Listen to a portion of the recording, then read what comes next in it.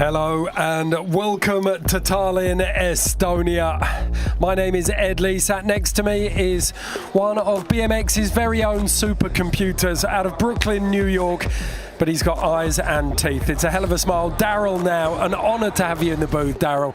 And second year we've been in Põhjala, the old rubber factory on the outskirts of Tallinn.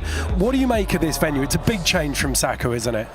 Yeah, Ed, it's a pleasure to be here with you in the booth. Obviously, you're all things action sports. Your specialty is snowboarding, but I always like to think of you as ride everything, Mr. All-Terrain, and that's definitely what we're going to see our riders doing here at Simple Session 22 as we have our BMX qualifying getting ready to go underway. Yeah, and I mean, it's a truly cosmopolitan affair, isn't it? We've got, I think, 48 riders from, it's 52 riders in total from 30 different countries. Talk us through the format. Yeah, so we're going to be doing organized jams. We're going to have 12 different jam groups. We're going to have 4 riders in each. You see skaters on the screen because this is a BMX and skateboarding event. Each rider is going to have 2 individual 1-minute runs, and this, I can't stress enough, it's going to be about an overall impression. The overall impression is really what is going to count, so both runs are going to be crucial, Ed.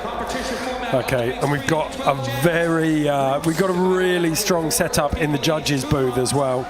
I know that we've got Hank Cleworth up there. Yeah, all of our judges, honored to have them be here, a part of Simple Session. This is one of the most core events in all of action sports. Simple Session 22, you don't have to be a rocket science to know 22 years going, but our judges have more than 22 years experience where they're going to wind up putting a number to it. As we're getting here, looking at our first group of riders who are going to take the course. Yeah, I mean, you've got so much strength in depth in terms of riding talent, haven't you, across the board? So 8 minutes of action coming up. Each of the riders get 2 1-minute runs, and then we'll see all of the scores together at the end of the session. First rider in, arguably the hardest ride of the day, PJ Duchatel. Yeah, Ed, so you can see the clock has started, 60 seconds. Any rider is available to start on any specific part of the course, and they're essentially going to have to work their creativity out here. Our 3 BMX judges, we have Tom Sillins from Riga, Latvia. We also have Marcus Vilke from Germany, and as you mentioned, we have David Cleworth, aka Hank. They're going to be out here giving the riders a numeric value 0 up to 100, and they're going to have to work the course with cool tricks like that bunny hop up the ledge with a tail whip off. So PJ really getting to grips with this course straight away, and it's the second year that we've seen the street and park elements combined. They used to be separate titles. Here in Põhjala, we're seeing that both of those together, and I was actually really stoked when I saw the start list for this year. It hasn't deterred anyone. You've got all of the best street riders and all of the best park riders still here. Yeah, it's very exciting. Everybody always looks forward to Simple Session, bringing together the entire community.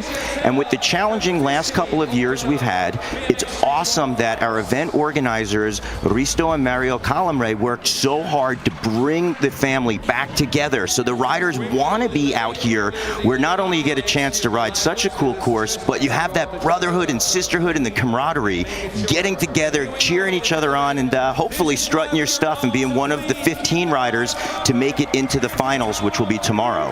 Okay, Tano Krutz. Yes, so Tarno right there, you saw that he actually hit his back peg on that upright of the handrail, and he was able to then throw a bar spin afterwards. Oh. And that is really cool, a little bit of a technical ability. So all of our new fans of BMX, what you're essentially watching is this course has a lot of street elements. Was that like a micro cam as well that he threw on that gap? Yeah, and these are the little details that the judges are really watching. As far as him doing that 360 with the front peg bonk, there's street elements and a little bit of the park element thrown in, and if a rider can really utilize that for the 60 seconds with keeping the momentum, that is going to be key. What's been fascinating with PJ and Tano's runs so far is that ability to change tempo as well, going from a kind of park speed straight back down to a street speed. Yeah, that's what this is really going to come down to. That was awesome, the 180 backwards. And you saw he actually pressed up on his front wheel and got that backwards nose manual and then was actually coasting backwards. Now, Ed, I want to talk about this. BMX freestyle, there is that freestyle, free spirit element, and that's definitely reflected in riders' bikes. They can set their bike up any way that they'd like to, and that means pegs, no pegs, brakes, no brakes, or in the case right here that we saw with Tanu, is that he actually has a free coaster on his back wheel. That's when a rider is able to go backwards without their cranks engaging, and that could potentially open the door for some other trick options. Okay, so third rider in, Dima Zemtsev. Yeah, Dima right here is such an exciting rider. Watch, look at that combination, utilizing both sides of the pegs and then getting the bar spin over that hip. Look at this right now. Now, Dima, it's exciting to have him be here because he's actually from Ukraine. And we all know the situation that's going on right now in Ukraine. It's very heartbreaking.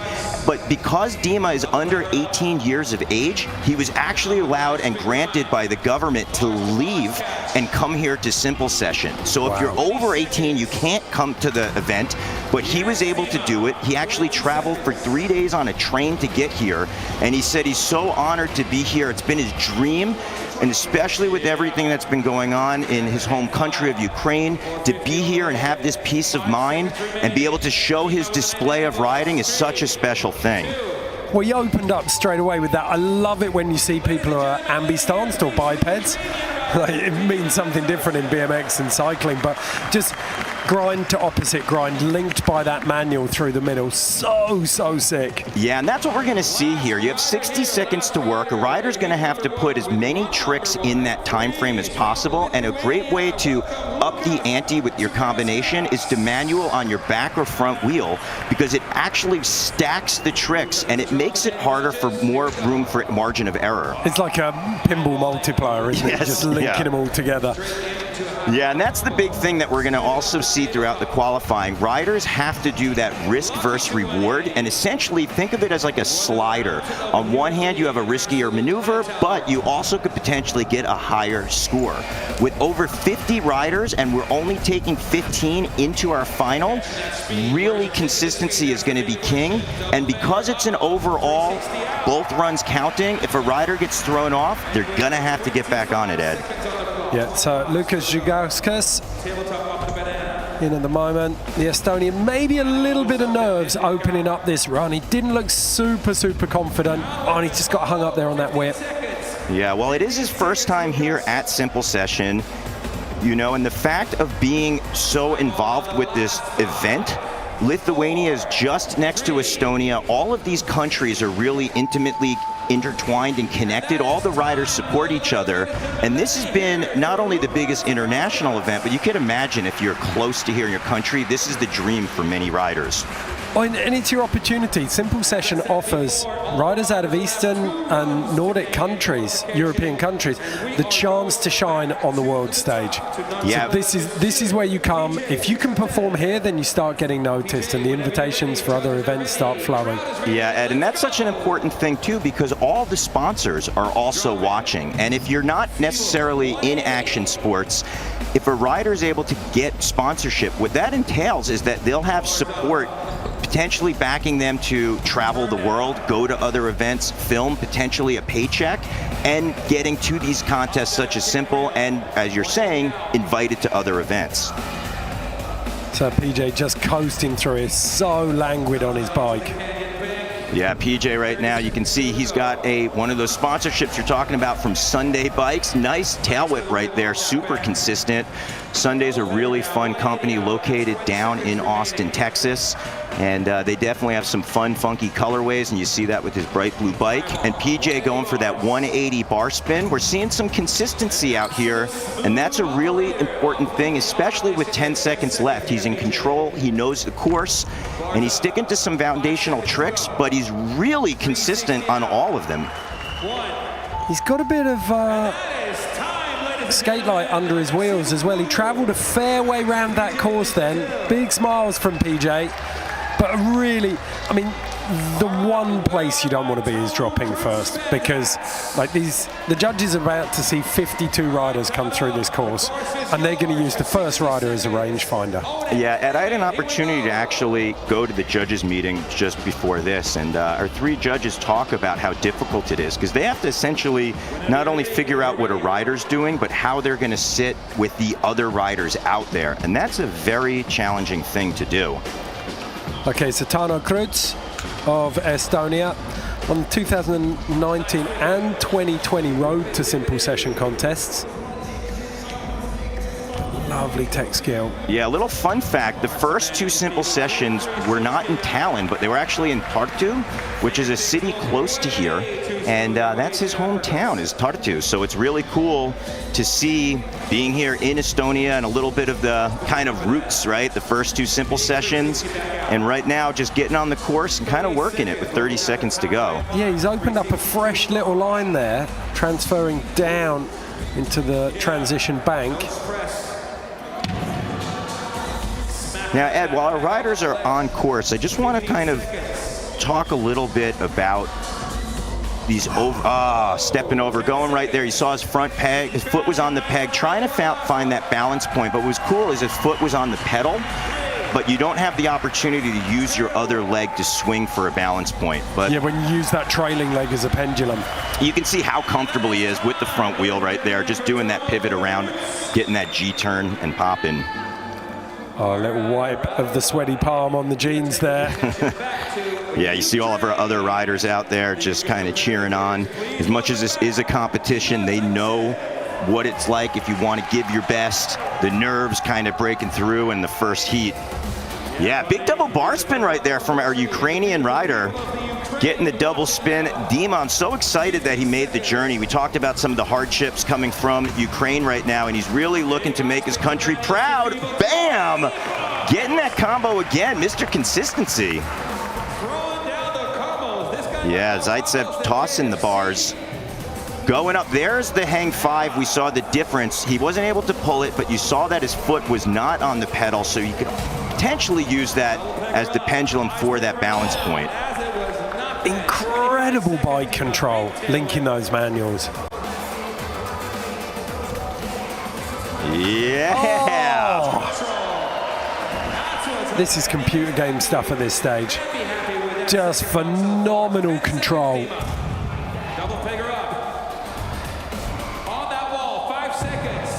So Dima Zaitsev, very, very strong second run there. I just want to give a shout out to another Ukrainian rider who's always a simple session favorite, Andrei Padova. He unfortunately couldn't make it because he is over 18 and he wasn't able to come out of the country. So much love, Andrei. We know that you're always a simple session fave here. I know you're cheering on Dima right now, and we hope that you're doing all right. And go Ukraine. Yeah, there's no worse FOMO, is there, than watching Simple Session go down without you. One of the biggest festivals in BMX and skateboarding, because the competition's big, but everything that happens around this event is what draws the riders back year after year. Yeah, Ed, it's awesome you bring that up, because this year in particular, we're doing Simple Session in the summer.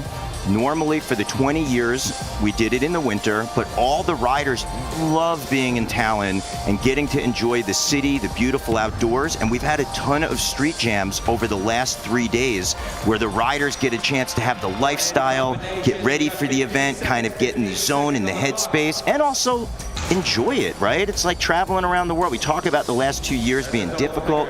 You just want to ride with your friends. And let's not forget, this is the meeting point between Eastern and Western Europe and Scandinavia. So we're a long way north here.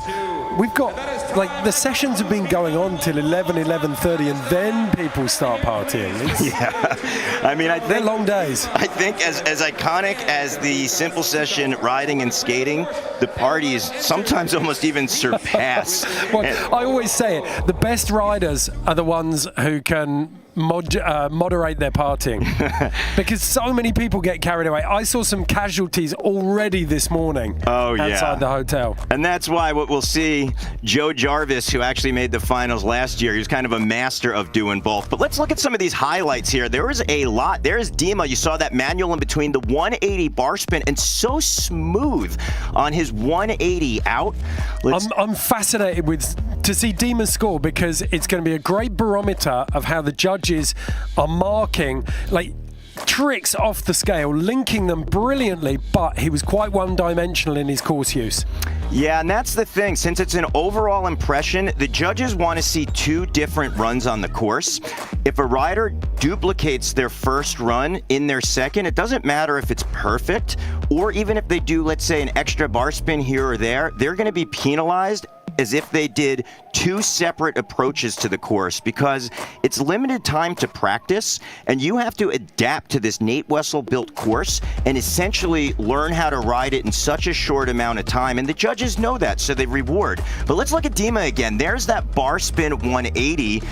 Tail whip on the quarter pipe. I was really impressed, especially with that manual double peg to bar spin. That's over about a foot above handlebars right there when you get off the rail. Yeah.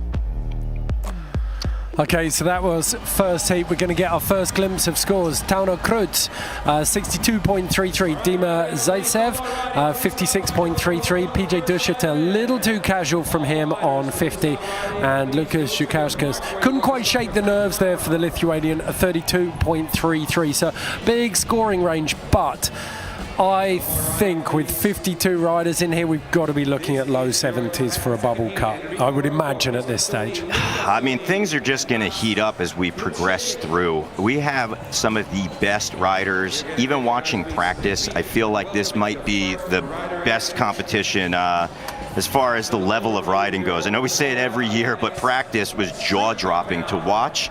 And as we progress through the qualifiers, we're just going to see the volume get turned up each heat. Do you know what I think? I mean, I'll quickly run through this this qualifier for us because we've got a really nice lineup. Two Finns in there, the two brothers, Miska and Luka Suni. We've also got Max Puchiniak of Poland, but we're going to kick off with Enrico Robka out of Estonia. But going back to what I was going to say quickly, Daryl, I think this might be Courage Adams' year.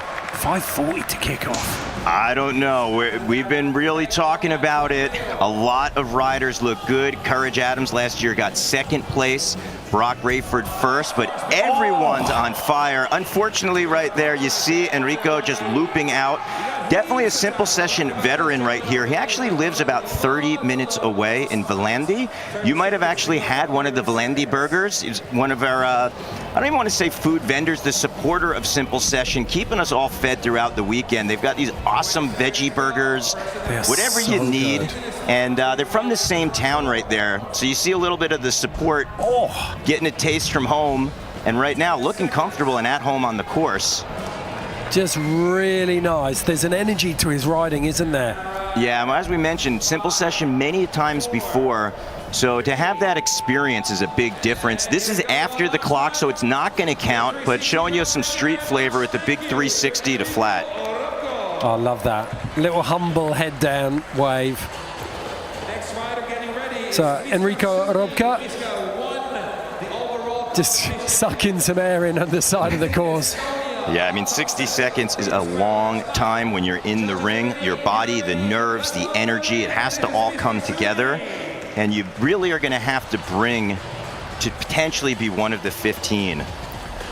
So first of the Suni brothers, this is Miska.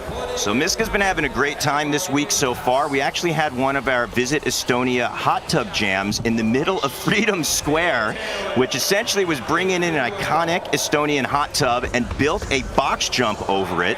We had some of our riders like Joe Jarvis drinking beers, hanging out in the hot tub, but Miska Suni was riding and actually won Best Overall Rider in our box jump jam. Very cool. Doing a lot of tail whips, and you can see that he's very comfortable riding in park with that 360 no-hander. Looking very tidy at the moment. Yeah, so a lot of different styles here at Simple Session, and you can see by that double tail whip air, there's not any pegs on his bike. He's more of a park rider than anything else, and that means that he's used to riding transition as opposed to riding the street obstacles. The pegs give more opportunity to grind, do creative tricks. But plenty of flow here, but I feel like he lapped this side of the course quite heavily. I'd like to have seen him take at least one bite out of the other side. Yeah, I mean, you definitely have a good eye there. A rider needs to utilize the entire course. It's going to be more favored upon if they're able to check the box on the different obstacles, showing how well-rounded they are and able to get it done. Lucas Sonny, beautiful little nose manual. Yeah, Luca, another rider that really has been taking advantage of the jams. We had our Stone Street BMX jam yesterday, and talking to one of the judges, Tom Sillins, and he was giving a lot of pressure and props to Luca, saying that he went in, and you don't see that a lot for a park rider, to really step to the game on street and was ripping. And that's what I'm talking about, being a park rider, comfortable on the transition, going for that backflip with the 180, known as a flare right there. Landed a little low in the transition, but kept it rubber side down, and that's what you want to do to roll away. Whoa! All right, wild move right there. We're starting to see some guys that maybe spent some time either nice 540, scootering, or doing some of those tricks that are untraditional BMX tricks, where you wind up rotating the bars and the bike in a unique, kind of getting that feel one transfers over to the other. Yeah. It's what's fascinating with that, for a park rider, he slowed that whole run right down, got super tech with it, but I feel like, especially with the flare, he really stalled that landing. It came to a jarring halt. Yeah, a rider's going to want to land at the top of the transition, close to the coping, so you can keep your speed and momentum. That's the name of the game. It felt almost like a street, exactly as you were saying at the time, a street flare rather than a park flare. So, lovely. Is that tire ride? Yeah, it was a double tire ride. Getting the balance point, you're talking about a skinny handrail, and to be able to balance. And right now, what we're actually seeing from our fourth rider in the heat, Max Pluchnik, is just his confidence level. You see the 180 backwards, 180 out, utilizing that free coaster, and look how he's halfway through, but he's building speed with confidence. And there's an urgency to the way he's tracking down every feature in his path. There's no obstacle avoidance anywhere. Yeah, that's the cool part. Even throwing in a toboggan like that, where you grab the seat and twist the bars, it just shows that you're in control. You're able to really utilize the course. Nice double peg, going for the 180, trying to use that free coaster going back. And right here is where a rider could easily get rattled, because they wind up having something not go according to plan, but they have to switch it back and kind of maximize that time and almost play it off. You got to just be cool. It's like if you're going to a party and you trip on the way in, you got to make it part of the deal, maybe make a dance move, make something happen, and that's what you got to do on the course, because you know, you have this plan, and if it doesn't go accordingly, you have to adjust and adapt and utilize the rest of the time on the clock. And the judges are humans. If you go and do something, if you smash something amazing straight after you've fallen, they'll forget about the fall. All they'll remember is what you smashed. Yeah, I mean, that's the other thing, too. As we're watching through our heats, you're going to hear Ed and I just kind of talking, taking in the atmosphere. This is qualifying. We have 51 riders who are out on the course. So we're enjoying the show as much as you are. We're seeing new riders that we haven't had an opportunity to really take in their style. And Rico going for a 540 bar spin on our Visit Estonia quarter pipe. That's crazy. So that's a circle and a half with the bar spin. Shout out to Jay Miron, one of the first riders to really bring that at height. Dennis McCoy, the first rider to ever do the 540 bar spin, and we're just seeing him just throw it beautifully on the quarter pipe, starting off his run. Whip out of that bird bath. Yeah, nice little foot jam over our Doritos Volcano right there. You see no brakes on the bike, so pressing the foot in the front tire to stop, and there was a variation of it. Putting the front wheel right into the wall, and you saw instead of his foot getting that balance point, just wedged into the wall and then able to just revert into the quarter.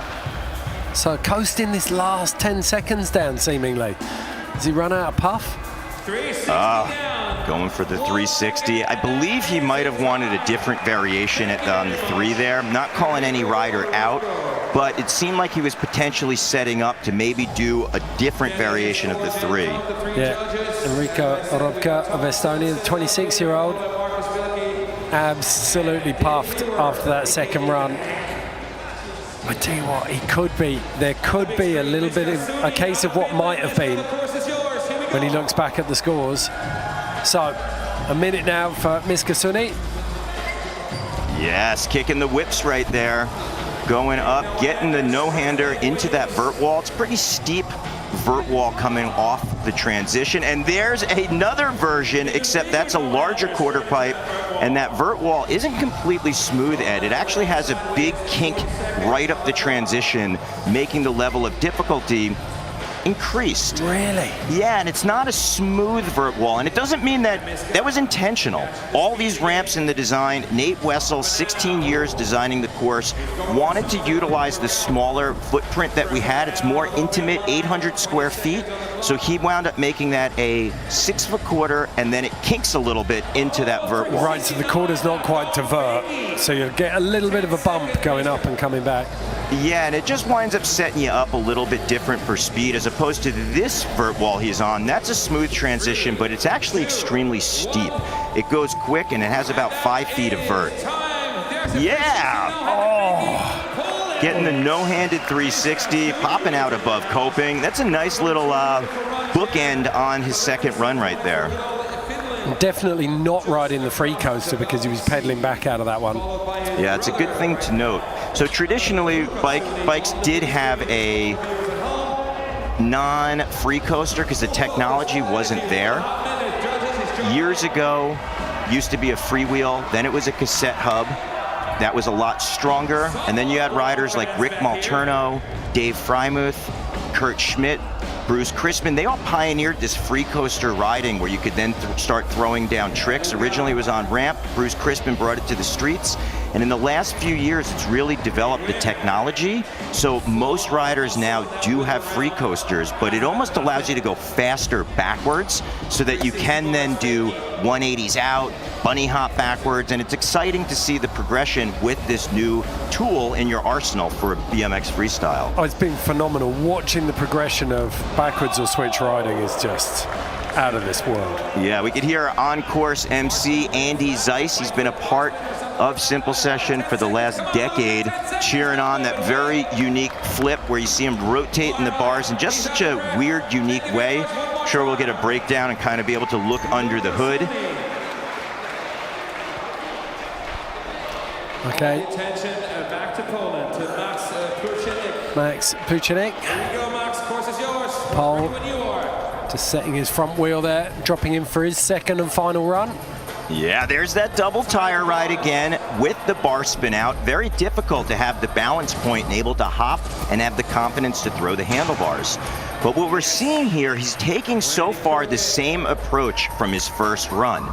We talk about this being overall, so it has to be different. It's a little bit different right here, but he's got to really make some big changes because the judges want to see the way you can utilize that time and what you can pull out and not see a carbon copy of both runs. Well, now for our finals, let's see if he ventures left here at all. Now, Ed, excuse me, but for the finals, it's going to be best run counts, and that's going to be a different story. But for right now, it's overall impression. So they want to see it through both of the runs.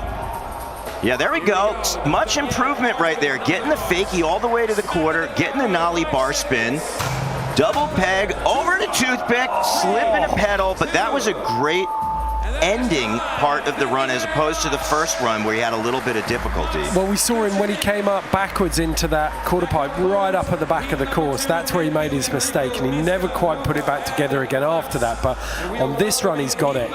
He's gone back. Be interesting to see because a lot of riders don't go and talk to the judges. They just get their run in their head and then they get fixated on getting that done. They'll be interested to see how many of them know that they are going to get penalized if they pull out two of the same runs. Yeah, and it's really challenging because you want to get your point across as far as your tricks. A lot of nerves, but if you can make it count, you got to do it in the two runs.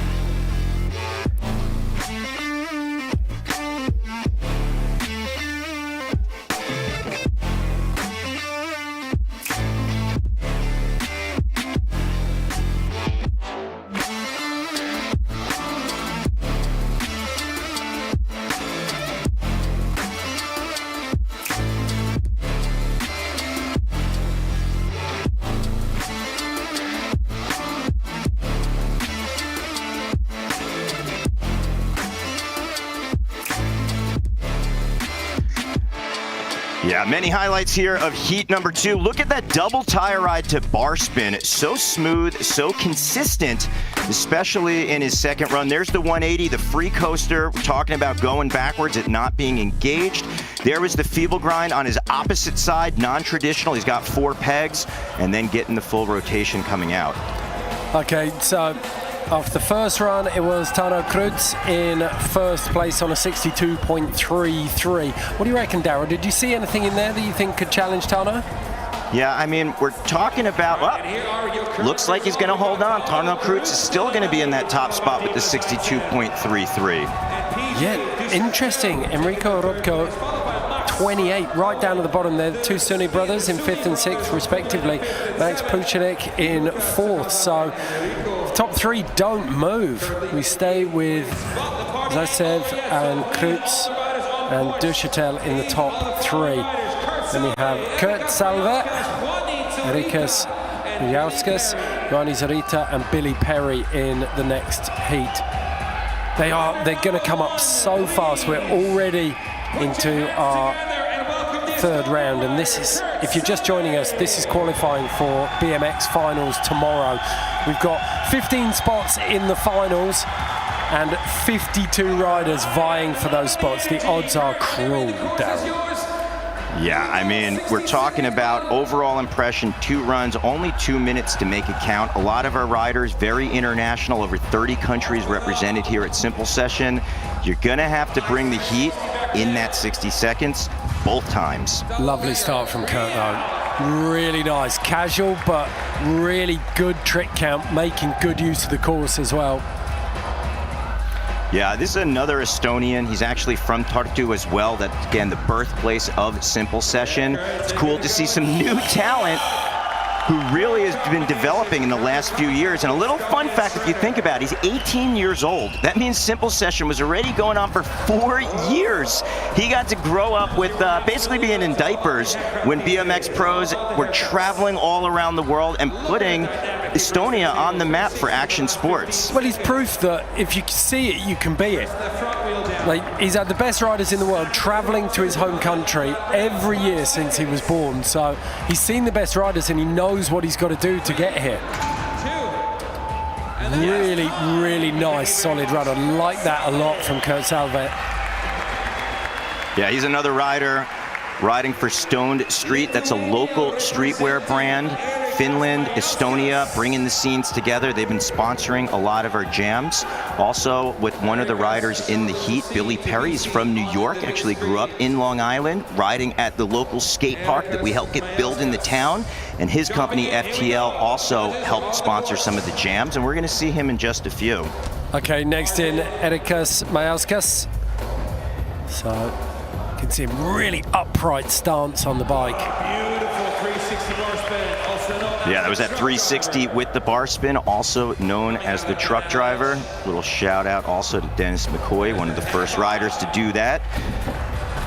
And then became a staple on the streets many years later. Nice little rodeo style right there, taking the toboggan. And that's what we talk about, style in BMX. You can just make a few little modifications and make a trick your own right there. Putting the hand up as opposed to grabbing the seat when you're twisting the bars. A little bit overcommitted to that down flat rail. Yeah, this is Erika's first time at Simple Session as well, so always take note. There could be just a lot of nerves. You're getting your feel, getting your flow. He's one of our younger riders at 17 years old, so he doesn't have a lot of the experience that would maybe come in these situations. We're just getting tangled up on that one too, and it's you can't underestimate that when you're put on this stage. The temptation for riders to stretch out of their comfort zone and start going for tricks that they maybe don't have 100% in their locker. The best riders have got those runs and they can do them in their sleep, but you feel like, oh, I'm not good enough, I need to give more a lot of the time with the younger riders. All right, well, this next rider I'm so excited to see here, Wani Zarita. If the name sounds familiar, BMX is in his family's blood.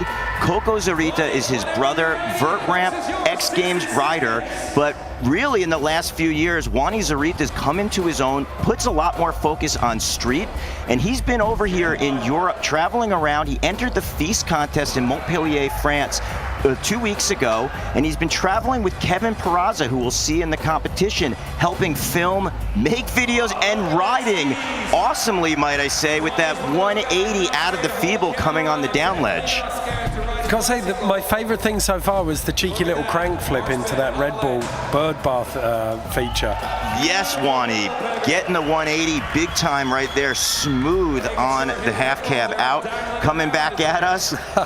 Yeah, bar spin coming out of that banana ramp right there. That's not too steep of a transition. I had a chance to ride the course in practice, and it doesn't pop you up as much as you think. Right. So he got that bar spin nice and smooth, having a little difficulty on that crank flip, but Wani looking good out here. So Wani, originally from Santiago, Chile, a few years back, had an opportunity to stay with him and his family down there. Going to give a shout out to one of his brothers, Nacho, also Catalina, who'd make the unbelievable empanadas that we take in, and I know his mom right now is watching. So much love down to Santiago, Chile, Signal Park. Zaritas are being represented really well out here. Next up, Billy Perry. You expecting big things? Very big things. I'm going to grab this for a second because I'm so excited to see Billy Perry. If you know the name, that's because he is a YouTube superstar. So proud of him to see, coming from New York, originally Long Island, but represents all of New York, especially the city. You see he's rocking his FTL t-shirt that's Follow the Leader. They got a crew that rides, big tail whip coming out. I was so excited a few years back, his first simple session, and he never misses the event ever since. There's that hang 5 to double peg, and that was awesome. Getting the balance point, and it's hard to bunny hop and then get the grind down, but Billy looking really smooth out here. Loving those tires.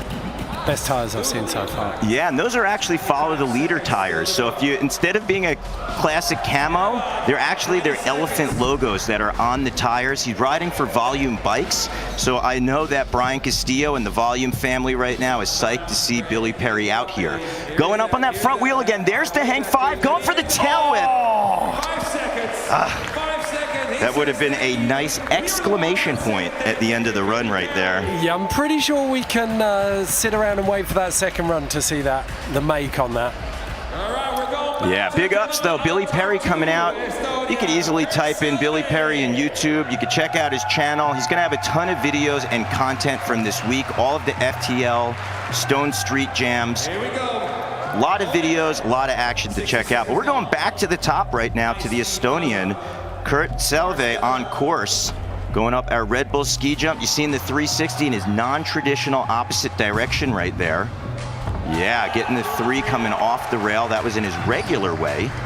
So, Ed, I'm just going to take this opportunity to also discuss, we have our BMX judges, 6 eyeballs on the rider. They actually have a great vantage point on the course, and they're able to really see if something's opposite, regular, non-traditional side that a rider's doing. So regardless of how we call it from our announcing booth, they're definitely going to see every single detail that the rider brings. Like, and the headphones are gone. The pods were long gone through that flare. Well, let's see if the crowd can cheer him up more so than the music right now. It's going to be relying on our in-house DJ, AM to the PM, pumping the tunes and the energy for the final thought right here. There we go. Very, very solid start to finish from Kurt Salve.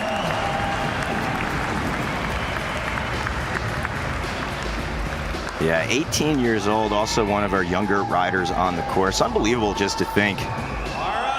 Right, simple session already going on for 4 years, and then he was born. It's amazing how long this event has been a staple for the action sports community, giving riders a big focal point, practice, strut their stuff, get the sponsorships, get coverage, and also, more importantly, be a part of the community. So he's collected his ear pods there. He's back in the game. Now we go back round to Eric Majauskas. Yeah, Majauskas doing it for Still BMX from Lithuania.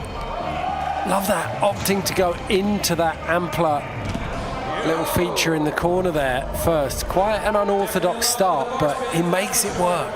Yeah, riders, nice. That was a big move. That was that 360 with the bar spin, known as the truck driver, but we saw him come out of that banana-shaped ramp. Again, I talked about how mellow that is. There's that rodeo again that we saw. So to get the pop, doing even the rodeo on 2 different obstacles, it's such a different feeling. That's twice he's done that. Ever so slightly overcommitted to that down flat bar. It was on the way down last time. It was on the way up this time. Yeah. Now, Ed, with this course, Nate did something very interesting. He took some obstacles and actually put some unique angles and little transitions here and there, like we're seeing right where he's going down those banks. Believe it or not, there's tiny little pockets that a rider could potentially find, and it makes it a lot more challenging to maybe do some of these grinds, or you might see some riders come off and be able to pump on down. And we're getting a crowd shot right there, some of our fellow riders getting hyped, cheering on their BMX brothers and sisters out here. Hani Zarita is taking the plaudits, he's taking the atmosphere. Yeah, I mean, that's the signature of a Nate Wessel course, isn't it? Those lovely little hidden gems, the Easter eggs, if you like, that if you can find them, like you can see it there, there's a little ledge, isn't there, on either side of that wall ride? Yeah, it's very unique transitions, and Wani Zarita, doing it for Volume Demolition Parts C4, is going to try to make some magic. Big 180 on that down ledge. Your momentum is driving you down into the ground, and that's a really difficult spin, especially with having the barricade there on the side. It's a lot more narrow than it looks. Oh! Chucked out the back.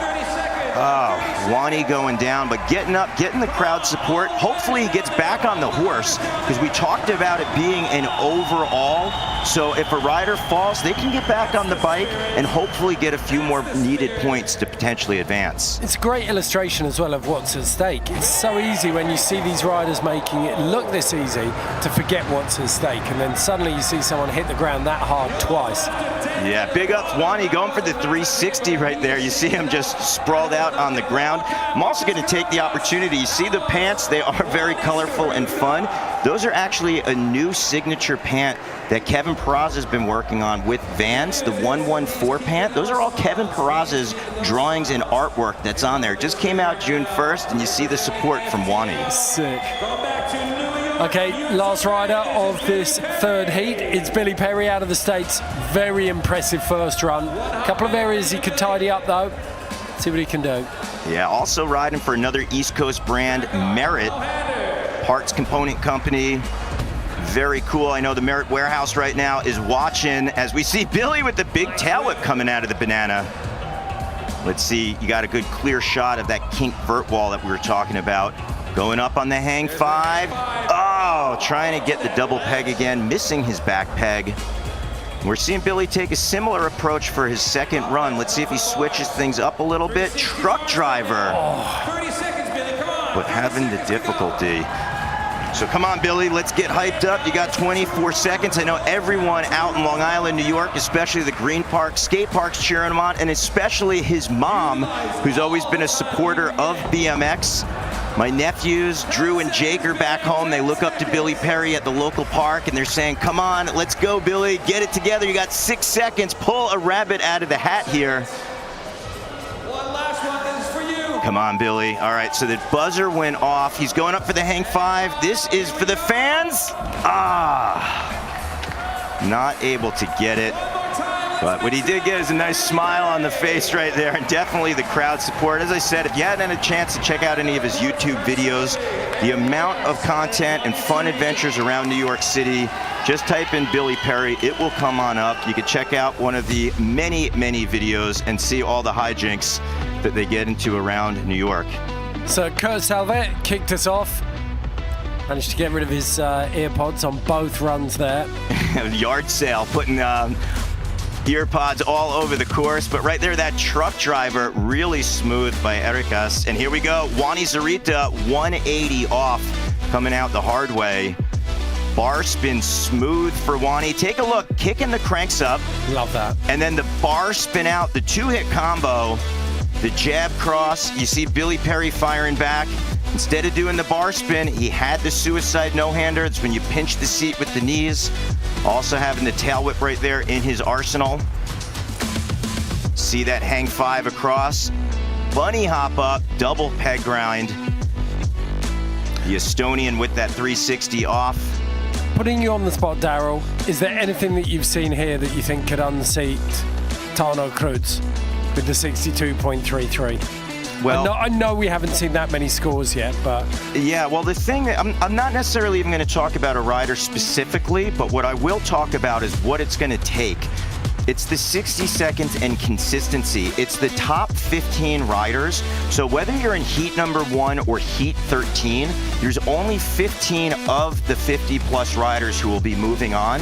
So it's going to get interesting, and we'll start to really grasp a full picture once we start working through the heats. Because in all honesty, the judges are just trying to feel this out, and then they're going to have to try to nestle the riders in between to kind of make sense of the 13th heat and the first heat right here. Well, what we saw in the skate was a real bottleneck between, there was less than 9 points separating 15th place from 10th place.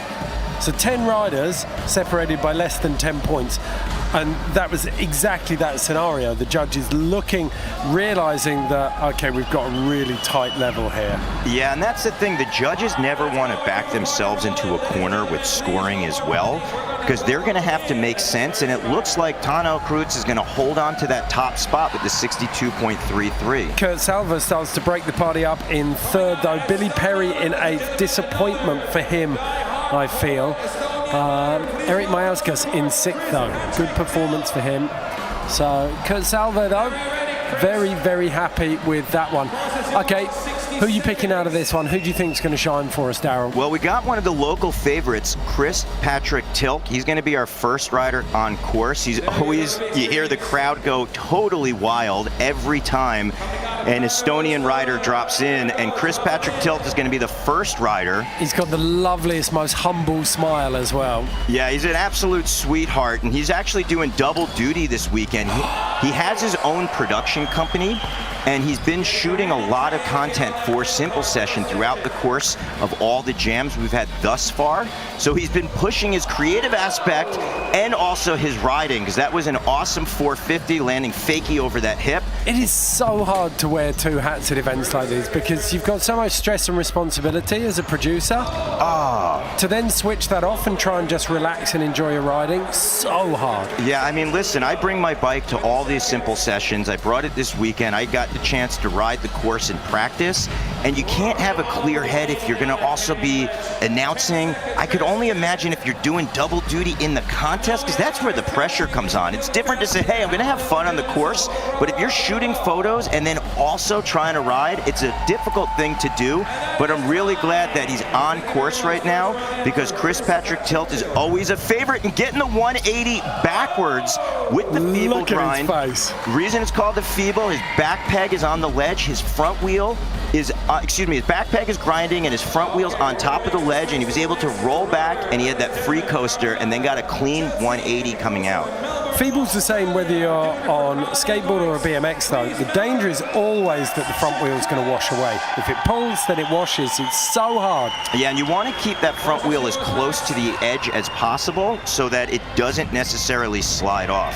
Okay, Max Svetkovic, the Australian, out on course. Yeah, he is a rail guy. So right there we saw that Smith, and then there was a feeble grind. So we saw two different versions. The Smith is when he puts his front peg on the ledge, and this time his rear tire on top. So it's a different version. It's almost as if you do the yin to the yang of the feeble grind. Yo-ho-ho! Wow, whiplash on the landing of that one. That was a very unexpected right there on our Red Bull ski jump. And we talk about Nate Wessel putting unique little pockets. That's actually a almost potato chip bowled out quarter pipe where you have a very thin, narrow path, but he was able to get that backflip with the 180 known as the flare. Yeah, because it's concave in there, isn't it? It's sort of, exactly as you said, it's bowled out as you look down on the coping. Yeah, we talk about him being from Australia. Shout out to Colony BMX, one of his sponsors. They are a Australian brand, and this is what we talk about, helping riders get around the world, strut their stuff on the main stage. I love that. A little nod there to the Australia's origins. Yeah, and shout out to all the Melbourne BMX riders. I know Sweet Lou down there, also the Anchor BMX boys, and the Backbone boys out in the New South Wales territory. So here we go, keeping things rolling. If you've ever been to Melbourne as well, you know that Param metal vert ramp, absolute whopper. One of the most intimidating vert ramps you'll find anywhere in the world. I think any vert ramp is intimidating, let alone make it metal, right? The whole thing. That thing's horrendous. All right, we got Christos Canucks on course, 24 years old from Latvia. Second time riding Simple Session. Another one who's been really enjoying all of our jams around town. Tell you what, everyone else has been enjoying his chords as well. Yeah, definitely good style in dress and on the bike. So one of the great things, going for that downside tail whip. We talk about how steep that vert wall is. About 5 feet of vert, and you saw he wasn't able to get the front end down, so he wound up looping out. And the transition radius is probably only 6 feet. It's vert, like if you go and stand next to that, it's vert at about eye level for me. Yeah, it's definitely steep. Nice transfer right there. You actually have to jump about 4 feet to your right coming off the banana and kind of thread the needle. Just clicked turn down right there. Really good example of what you were talking about there, where if you let the bike go, if you go down, you just got to get up, keep moving, keep the bike working. Yeah, that's going to actually be make or break for a lot of riders, because as we progress through the heats, you're going to see a lot more maybe speed and power, but risk versus reward, and if someone messes up, they're going to have to get on it. So our next rider right now, Michael Dixon, 23 years old, from the UK, riding for GT, big bar spin transfer. A little hard to see from our house, but I think he might have caught pegs coming down.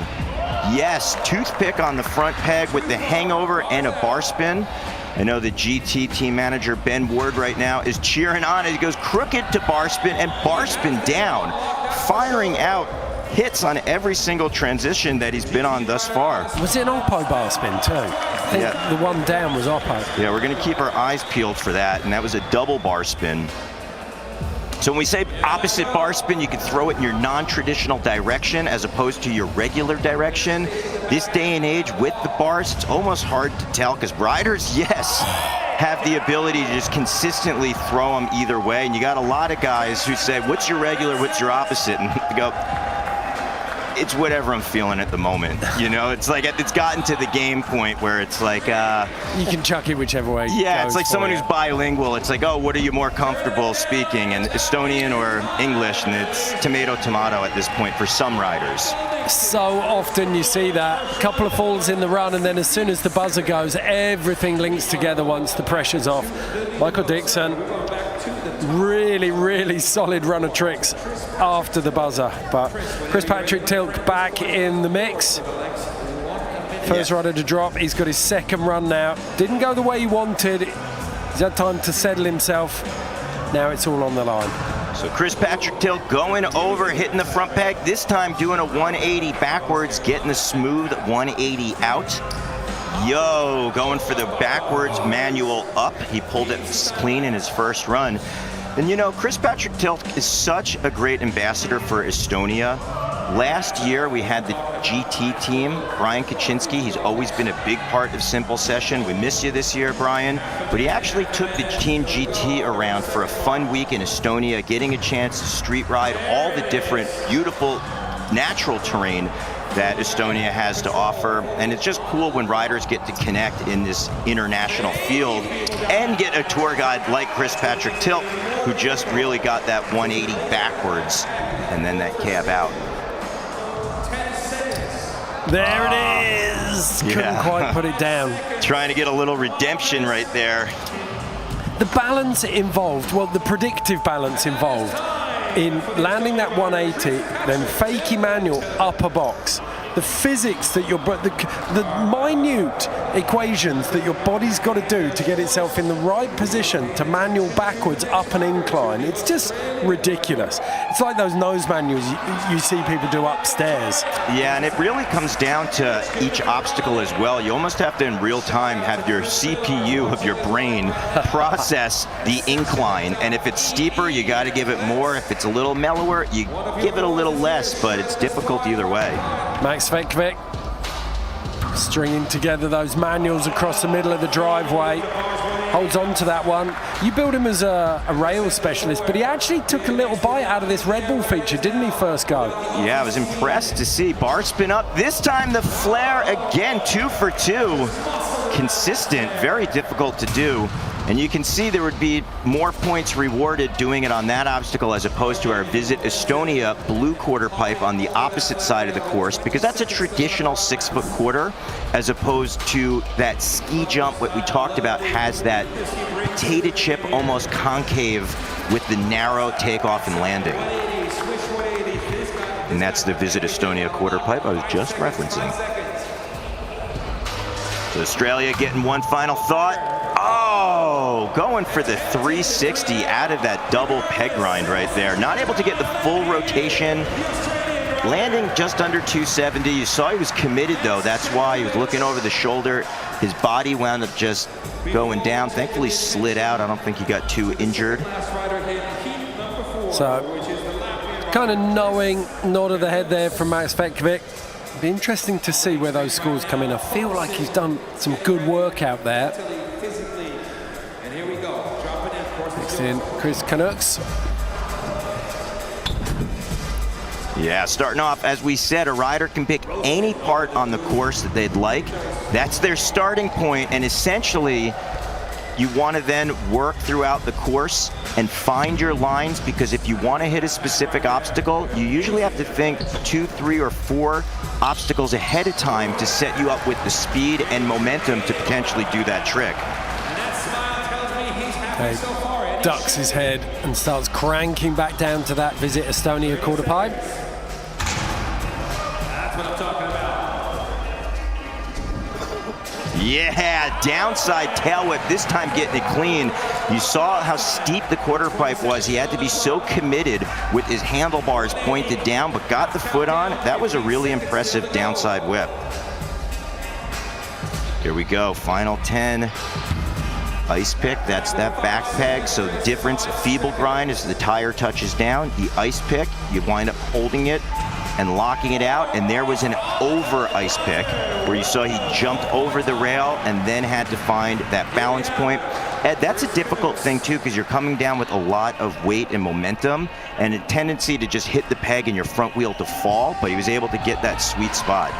Okay, Michael Dixon of the UK back in. Ooh, nearly got hung up on that one. Whip 180. Brings it back round.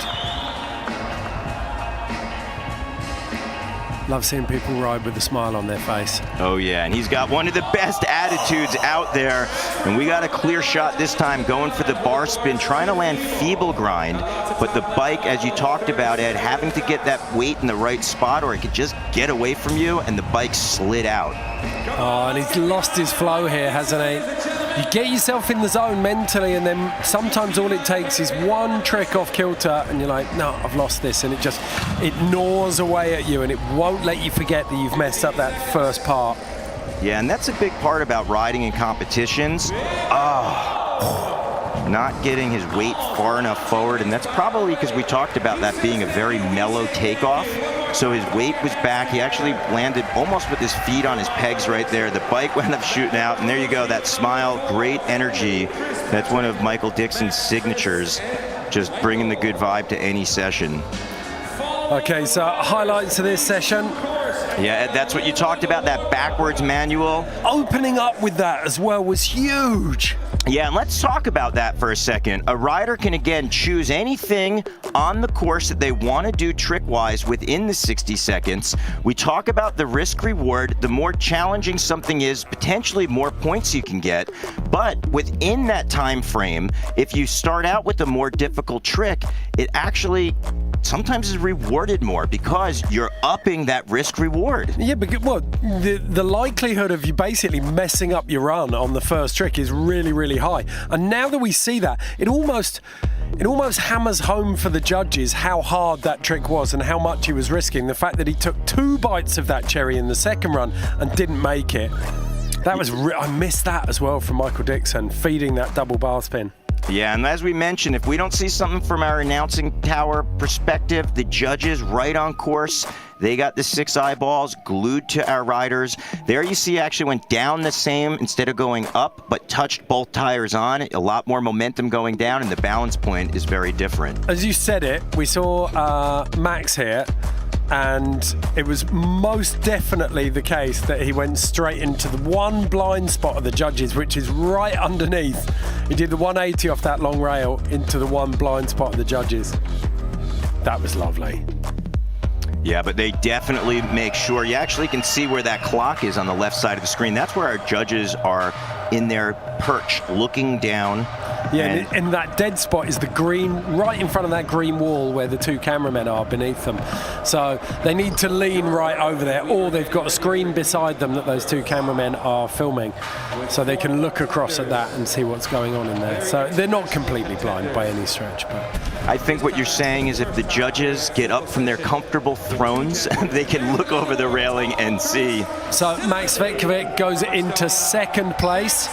And then we've got Michael Dixon in 8th. Chris Patrick Tilt goes into 10th place, and Chris Canucks goes into 15th. So at the moment, I feel like we've got a very Max Vetkovic, the Australian, 59.5, but the judges definitely keeping their powder dry at the moment, Daryl, it feels like.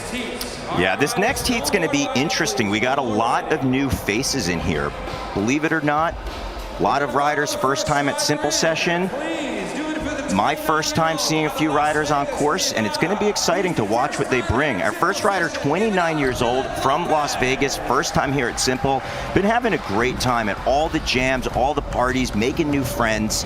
And we see, looking for that manual. There's the Smith, trying for the 180. You see, maybe working a little bit of nerves out here. Dylan Lopez trying to find his groove. Is he working the nerves out or the parties out? Well, it could be a little bit of both. I think Simple Session also makes you a party professional. And I can say that after being here for over 10 consecutive years, at this part, you wind up getting down. You know how much gas to give it in the after hours, how much to pull back, but there's a lot of riders who sometimes come and just go all in on the first night. Yeah, I think it's an age thing as well. You kind of get somewhere around, oh, that was really mean. The course taking a chunk out of Dylan Lopez there. That was mean. He came across it, I don't know if you saw it, the first time over that Doritos Volcano, he almost scrubbed it and just left the front tire on it. It was beautiful. Dylan Lopez, he's fine, shaking off that slam. He had his concrete for breakfast today. Yeah, he's going to have another opportunity to get in the ring. Ivars Justovics out of Latvia, 23 years old, from Riga. Hosted one of the Simple Sessions back in the day, didn't it, Riga? I think in the early days there was a summer session there. Yeah, and right now, first time being here since 2017. So really cool to see Ivars on course. Nice. Yo! All right, so that's what we're talking about, style right there. That was a 540. We saw earlier in the competition a 540 bar spin, but he kept his front wheel pressed down and got the rotation for that really difficult pivot point. That's what we talk about when a rider can make a trick their own, even with a little bit of a body variation or putting the bike in a different positioning. That was a big old Smith as well, right up, like gap out onto the top of that thin bar. Ivars Justovic going the distance on that double peg. You saw he wound up jumping off a little bit to still get on top of that main stage. He's having a great ride here. Hold on. Ooh. Oh, somehow he does. That's his minute. Really, really solid ride there. I like that. Kept the energy up all the way through it. Didn't take his foot off the gas at all.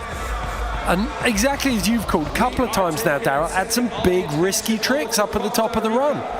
Like, he laid it all out on the line. He didn't lay up at the beginning thinking, okay, I'll just let the run build slowly. He came out swinging. Alvaro Esquivel. Well, You mentioned about a rider coming out swinging. Our next rider is definitely a warrior coming from Costa Rica. You see on his mug right there, he's got a bruise on his face. Also, his hand is banged up. He fell extremely hard in practice. Most people didn't think he was going to compete, but he is definitely made from something else. Cut from a different cloth, because even in our street jam, he fell and smashed his ribs. We thought they were maybe broken. They're definitely bruised, but he wants to be out here. He traveled for 27 hours on 3 plane flights and looking to make a name for himself from Costa Rica. Look at him as well. He's built like the Rock.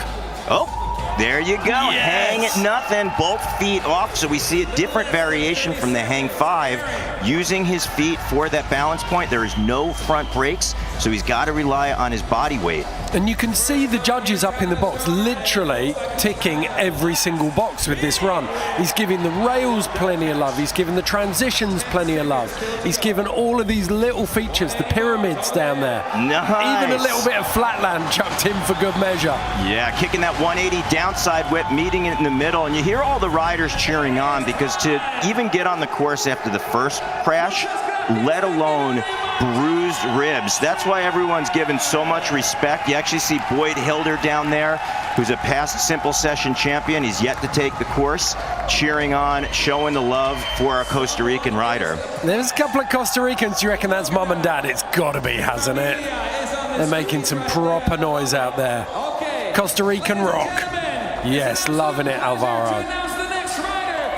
Okay, Linda Grabner out of Austria. Look at that smile. Big, big reception. Yeah, and that's because this is our only female athlete at Simple Session this year. Linda is such a great rider, Ed. Believe it or not, she's only been riding since 2018. What? Yeah. I had an opportunity to witness one of her first times riding in a competition. We did a Vans BMX Pro Cup in Stuttgart, Germany.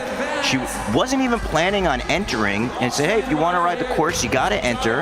And since then, she's just been focused on street and pushing her riding. It's so impressive to watch how just not only powerful, but smooth she is. Oh, go on. Oh. Feeble 180 out. Yeah, she's got a lot of natural ability and awareness of her body, because she grew up breakdancing. Right. And she did it until she was 18, and then at that point found BMX. Oh! Going and look either for a feeble or a crank arm slide. Still smiling. So yeah, she breakdanced until she found BMX freestyle, and then she said, after that, it's on. I'm not doing anything else, and all of her focus has gone into BMX, and it's been her passion and just super focused. It's lovely, isn't it, when you see that? Yeah, very cool to see. She's representing the female riders. Gonna give a shout out to Nina Buitrago, one of the most iconic freestyle BMX women who definitely helped pave the road. Grew up with Nina back in New York. We actually got her first bike. She rode at her trails. She's been one of the first on many things. And the reason I'm bringing up Nina, because Linda is a big fan of Nina. I got to talk with Linda and ride the course with her last night, and she said seeing women that have been big inspirations, she hopes that she can be the same for other female athletes out there. I've got to say, after the success of Tokyo, the women's BMX there, especially, like the standard for the top 6 women was just a ridiculous level. But I'm surprised that we haven't got more out here. But yeah, we've been seeing in real time the progression of women's BMX freestyle, and it's been really exciting. I'm going to take this opportunity to give a shout out to Bloom BMX. We know that it's a really interesting kind of resource for female riders, that you can go and get up to date with all of the news and also see cool videos and content. But right now we got Dylan Lopez on course, getting the double peg to 180. I spoke too soon. And I was about to say it's a tale of two cities. That first run was a total washout, and then this run, he put it all together, and then there you go, with 10 seconds to go, just couldn't link that one, and he put the bike down. So, difficult one for Dylan Lopez. That second one could lift stuff a little bit. I don't know if he'll get punished too hard. Yeah, going to give a shout out as well. Doing it for Full Factory. Also going to give some love to Eddie Buckley at 50/50 BMX. Getting behind Dylan, helping him get out here. See some crowd. All riders, skaters, partiers alike. That's Justovics. 60 seconds. All right, let's see if he focuses on that front wheel again. Loved this first run. Loved it. He had so much energy through here. Ooh, I love that turn down coming out of the entire grind of the rail, popping out, getting distance and height. Well, you are yourself a turn down connoisseur, are you not? Well, I grew up on East Coast trails, so anyone who rides the dirt knows the turn downs and tabletops, the foundations. Oh! Did well to get feet down there. I know all of our East Coast trail boys are watching back home, especially the Kiko crew. They're over in galleys right now, drinking some buckets, cheering on Ivers. Trying not to get too wrenched right here as he does that alley-oop, finding the steep transition. We talked about being about 5 feet of vert. Oh! 10 seconds. If you have seconds, That was sick. this is your last chance. 10 seconds. Go on, you got 6 seconds. Make that. He's coming back for another bite, is he? Oh, that is a shame. Such a strong, strong run there. And it doesn't feel like he's going to have enough there because we're loosely, very loosely, there will be anomalies, but we loosely go up through the unofficial seeding as the qualifiers progress. Alvaro Esquivel just setting himself up on the coping here.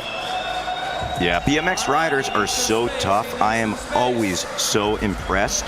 But right now, Alvaro, as mentioned, you could even see on his right and left hand knuckles. No, he wasn't in a fight with another person, but the course, he wound up falling and hitting his face. But I'm so impressed that he's on course, going for that hang 5, keeping it going, Ed. Getting the tail whip around. Like 8/10 of that entire course length on the front wheel. Wow. Look at this, showing some flatland skills, getting that 180 half cab tail whip to pedals. He's missing quite a bit of bark off his shoulder and arm as well, isn't he? Yeah, I mean, riding with bruised ribs, that is so painful. Oh, it's hard to even breathe when you have that going on. Getting the tail, you see him getting the flow right now as the clock moves forward. Bunny hop with the bar spin. Yeah, the adrenaline's just doing its job at the moment, isn't it? Yeah. Tail whip coming out. Again, we talk about how mellow that banana is. It's a hard thing to do. I tell you what, he hasn't given the judges many excuses here. They can't mark him down too much. He's had 2 very, very strong runs. Yeah, and this second one has definitely been more consistent and upped as we saw that hang 5, getting that tail whip all the way around. And at the buzzer, nice little tail whip. You saw he landed with his feet on the crank arms, but still kept it going. Went to give the high 5 to Austin Augie. Didn't get the high 5, but definitely got the camera shot. Austin's out here shooting for Dig BMX magazine. You can check out digbmx.com. We have all the core magazines, all the core BMX, and it's great to have all the lifestyle here. You can see Austin as well shooting. Okay, Linda Grabner in for her second run. All right, Linda dropping in. I know Bloom BMX is cheering on Linda as our only female athlete here at Simple Session 22. From Austria, feeble grind up. That was smooth into a feeble with a toothpick bonk. Yes, Linda. So she's changed that up a little bit. She was looking for that with a 180 out on the first run, but it's cleaner so far. Great double peg, able to get the entire grind top to bottom. Could this be the feeble to 180? Time will tell. Feeble 180. Oh, So close on that one. trying to get that hard 180 out. The Austrian right now has actually been going to school. She's studying to be a carpenter, so she's been doing her apprenticeship. Really talented. Oh, it's getting hooked up in that lot. Gutted for her. Come on, Linda. She started really strong on that run. First 35 seconds were really solid. Time for that final thought. Got the ice pick on the flat ledge. Big ups, Linda, making all BMXers proud everywhere. You can hear the warm reception, the respect, the love from our Estonian crowd as our only female athlete out on course. You actually see with the white cap and that tan vest, that was Martin Laningvoel, a famous rider. He won best overall yesterday, Estonian Street Jam. Very cool. There was a look at that, pressing the front wheel on the 540. There's also a nose manual G-turn. So 180, nose manual, getting the 180 out. A lot of highlights to take in. I think Ivars has potentially done enough to put a really solid score in there. Alvaro Esquivel as well. Really, like those two, very different runs, and it's good. This is where the judging starts to get really difficult. Like, it's easy once you're given enough mistakes, you can see a few different issues with the runs, then you've got excuses as a judge. But once the scores, you see clean runs, but you've got incredibly different styles of riding, as we did with Ivars and Alvaro. Here's Alvaro. Yeah, and he kept that down the transition and then getting that back end around, and he just commits jumping all the way to the pedals. There's a hang nothing, a little bit different, where both feet this time are just dangling in the air. There was that high five going to Austin Augie, but what I liked about that, he wasn't dissed. He got the camera, the flash at the right time, so hand was up and getting the props. Love Linda's style, double peg down. We also saw that feeble grind with the peg bonk. Very cool. Okay, let's take a look through this. So Alvaro Esquivel moves it into first place, 66.66, the number of the beast, and you can hear how much that means. Ivars Justovic in 7th place. So we can't see where Dylan Lopez ended up yet. He might be down at the bottom here on the 3rd screen. Take a look. Oh, 20th place with 20 points. Linda Grabner in 19th with a 22.66. Look at that. Everyone's super pumped to see Alvaro Esquivel take first. Next round in, we do not let up. Bjarki Hardison from Iceland, Miguel Smiley from Germany, and then Philippakos Medes. So cool, yeah, from Greece. It's awesome to see what an international field that we have. Very excited to see Bjarki out here. First time at Simple Session. Really powerful rider. Actually does it for the Shadow Conspiracy and Sabrosa. I know that everyone down in Florida, Ron Bonner, Ryan Scher, they're cheering him on as he gets that big 360 going the distance down the rail. First rider we saw kind of spin after going all the way down. We saw a couple guys do some variations coming up, but very big rider. You can see that not only reflected in his bike setup with the handlebars, his height, but also the power. So Bjarki having a little difficulty. Let's see if he can get back on it. And it looks like he is with the bar spin and then lacing the tail whip down.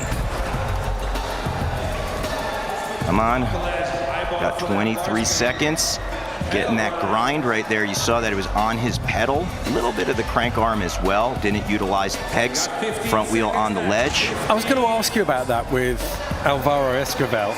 Could see when the slow-mos came through that he caught a couple of those tricks, feet on the crank arms, and whether you expected that to see him mark down. And yeah, his score's not massive. I think he's in on a 66.66. So it's first place, but there would definitely, the judges would have seen that and they would have taken a chunk out of that score for it. Well, it depends, I guess, where we are, right? Because if we're at the trails or we're riding street and you're there with your friends and everyone's having a good time, you might get heckled a little bit if you land a little bit on the crank arm or a little bit squirrely or this or that. But at a contest and you're able to keep it going and ride it and there's pressure there, obviously you want to be on the pedals, but if you're pulling a Hail Mary, you get your feet on, you can keep going, that's what you want at all costs. Contest make. So it's not necessarily penalized too much, but ideally if you got everyone out here in the peanut gallery who's trying to get it right, you want it on the pedals and you want it to look nice and smooth. Okay, coming in now, Miguel Smiley, German. Yeah, Smiley actually doing triple duty out here. He's been hitting the street jams, he's on the course, and the German is actually performing on Sunday at our after party. He's going to hit the stage. He's a really well-known rapper in Germany, and he can rap in German and in English. Smiley also made it to the finals last year, so he's a favorite here in Estonia for more than one reason. He's going to have a proper busy Sunday. Oh, he's found the pillar. And that's, you were talking about that early, that's exactly what Nate Wessels had to design around here in the Põhjala Hall. This old rubber factory. It's pretty wild. We've got some super tech camera setups in here. Cable cams, big camera rigs. And you kind of look around the back walls here, and it's proper industrial. Yeah, and Smiley's also doing it for Kunstform and Sabrosa. Doomed. Super talented rider right there. You see him catching his breath. A lot going on. He's pointing to his leg and maybe got something caught in the chain. Philippikos Medes out of Athens in Greece, the 30-year-old. Really, really unique style. Well, his nickname is Hercules. That's because he's got strength and power. Definitely looks like a big brawler, and he is. Any street obstacle coming his way, he definitely has the power to pull off some big moves like that gap to feeble out of the banana and keeping the momentum, right? We're at the halfway part. 360 all the way the flat, going the distance, and look how he's able to still build speed. And he's already on to the next obstacle before he's landed, isn't he? You can see it in the way he's riding.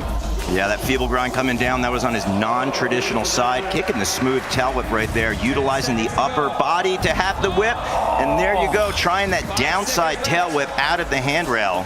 10 seconds to go, and he'd nearly shown this course a clean set of heels. Look at those shoulders. He looks like a pit bull, doesn't he? Okay, next up, Yaron Barbosa. Second run, second 60 seconds. I think actually this heat, there's been a change. We're going to go back to the top 3 riders are going to be in the heat. It doesn't necessarily reflect anything, except the riders are going to have a little less time to catch their breath in between. And right now, Bjorki Hardinson on course with the bar spin out of the double peg grind. The Sabrosa Shadow Rider looking really smooth. If you haven't had an opportunity to check it out, he just put out a video with awesome riding for DB for the boys, where he traveled around for 4 days in the US, wreaking havoc on all of the street spots. And right now, he is wrecking havoc on the course as he's got that crank arm pedal slide. Come on, Bjorki, you got 20 seconds to go. We're cheering you on. First taste of simple session for the kid from Copavilgo. Everyone at Sparky's Distro, I'm getting all the text messages coming in. Ron Bonner saying, get it clean. A big flare right there. 5 seconds, and we say thank you very much to the Iceland. Bjorki getting the 180 backflip, visit Estonia. You saw the way his foot placement was. That was almost in his opposite direction, but we talk about some riders opposite regular. Some guys are switch-footed, goofy-footed. So it really depends on the rider, but right there, getting it done at the buzzer. All right, Smiley coming in. We talk about his promising hip-hop career, going to be performing on Sunday. Also, kind of a fun little fact right here. I'm going to say this is a big fact. He's going to be doing a concert coming up with Mako, playing with Joe Rida, where they're going to do a stadium. He's got a huge, huge hip-hop career. It's awesome that he's doing both and following his passion and dream. Well, at least he's got something that'll pay the bills. Yeah, well, the passion following it, that's what it's all about. Really just finding his own path, whether it's BMX or with hip-hop. There can't be another profession in the world where you have to work as hard as you do in BMX for so little. Yeah, it's a really passion-driven sport, and anybody out there who does ride BMX or has a family member that rides, you know you just got to do it for the love.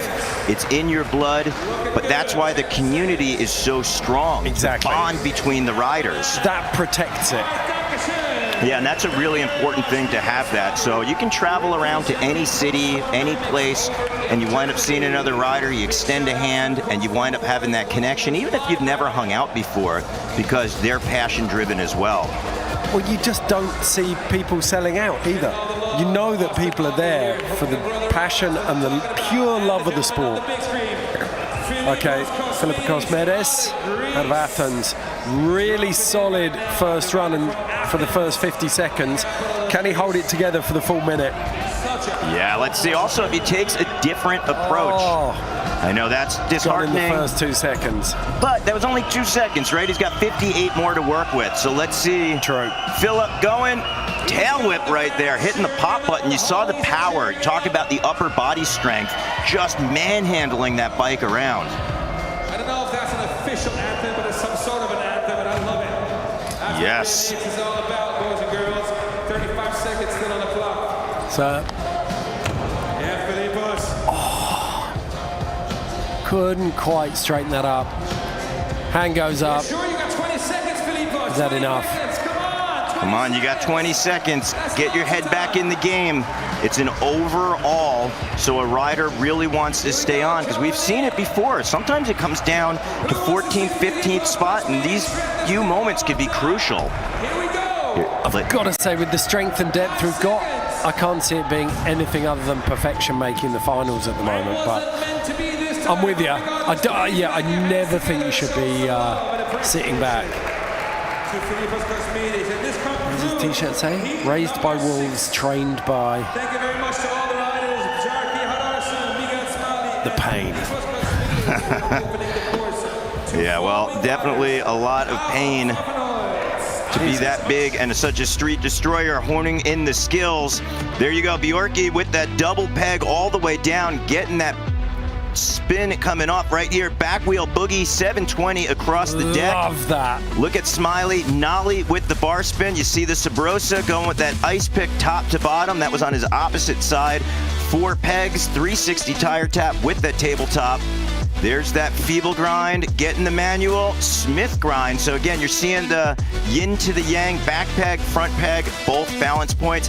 Here's Bjorky coming down with the bar spin this time as opposed to that 360 rotation. Bar spin up, tail whip out, dialed over the banana. That was magic. Yeah, magic indeed right there. Some balancing act on that double tire ride, and there's a look popping that flare. He's a big boy to be getting that round that quickly as well. Absolutely, some heavy hitters, not only with the tricks, but also physically in this heat. Smiley right there going up, getting that lucky stall, and then coming around 180. Shout out to John Engelbert, the PA scene, also known as Lucky, first rider to do that stall. One of my favorite riders and inspirations, but also a lot of our other riders kind of set the foundation and tone, and there you're seeing a newer version of a staple trick that Lucky came up with. Okay, waiting for the scores to come in for those three. I feel like there might be a little bit to be said in the top 10 here, but let's have a look. How wrong could I have been? No change in the top 8 there at all. Oh no, Miguel Smiley moving into 6th, I think. Bjarke Hardison in 9th place. And then it looks like Philippikos, 15th place for Philippikos Medes. 36.33. Can't see that one sticking. This is our next setup. This is the 7th qualifying heat. After this one, we're going to be taking a short break and then we'll get into the final 6. But no shortage of talent. Once again, Killian Roth, Alex Kennedy worth keeping an eye out for. Andreas Ochoa out of Colombia as well. Definitely going to make his presence felt alongside Aaron Paffenholz. What do you reckon, Daryl? Who stands out to you out of this one? I love watching Alex Kennedy ride. Yeah, he is quite a treat. But our first rider here, Aaron Paffenholz, I had an opportunity to ride on the course with him last night. This is his first time at Simple Session. Kind of had a little bit of a private after hours for riders that didn't get a chance to practice. And I was really impressed with some of the details in his riding. Look for just this little finesse like that over with the toothpick, then grabbing the ice pick coming down on his non-traditional side.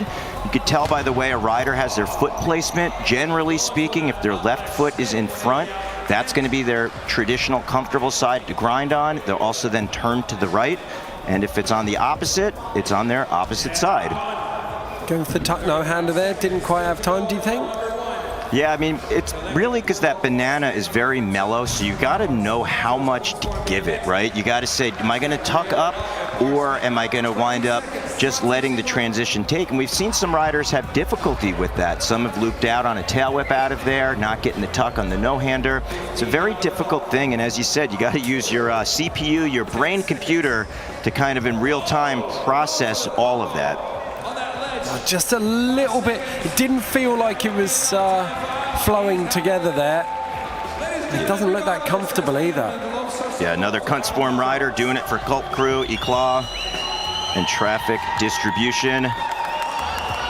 Shout out to the Cult Crew out in California. You see the riders there. You actually see Kevin Peraza, who has yet to ride. He's going to be in the competition. Top, back, left, white beanie right there. Two-time Simple Session champion. The Colombians making their presence felt for Andreas Ochoa, the 26-year-old out of Medellin. Lovely start.